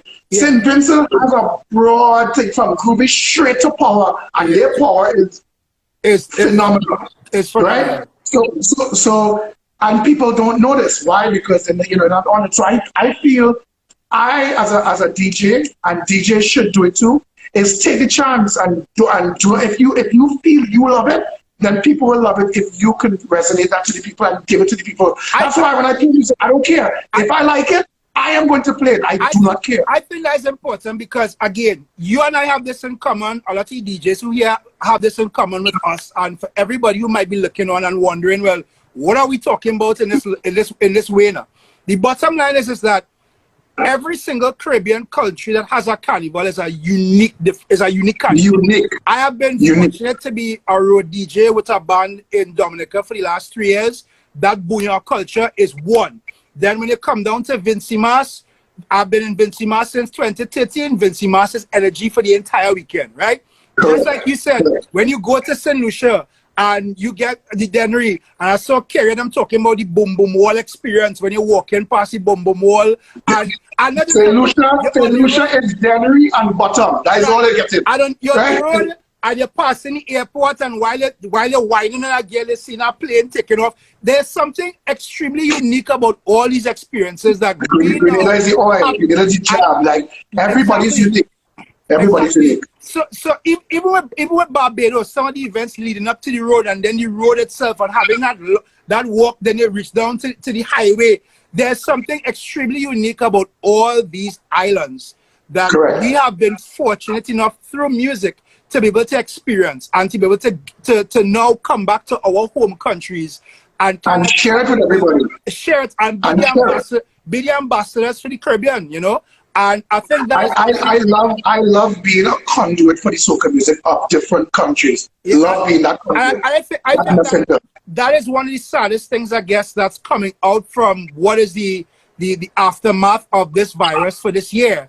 But at the same point in time, looking forward, I think, as you rightfully said, and that's something that we've been saying for the longest while, that this entire process now is treated as a big reset. We've all had time now to do certain things, and if you want to call it maintenance work, as I said, you have a son, so now you've had time to spend a good amount of time with your son in that way. There are people here who might have needed to take care of the health. There are people here who might have been able to take care of the mental health, which is something that we're going to delve in conversation on Thursday. So mental health is very important. I look at this time as the maintenance time. This has already been the maintenance time, as we've been calling the greatest reset time. And even if it is that you don't use this time to do anything in a grand way, once you use this time to benefit yourself internally, then at the end of the day, it would have been worth it, even though we had the coronavirus. Correct. You know? I agree. Yeah. I agree. Well, I'll have to say, you know, again, we have conversations on and off, but again, so much things I learned in this talk with you tonight that I did not know before. Like, again, I can't believe you were the DJ for Ghettorians. I really can't believe that.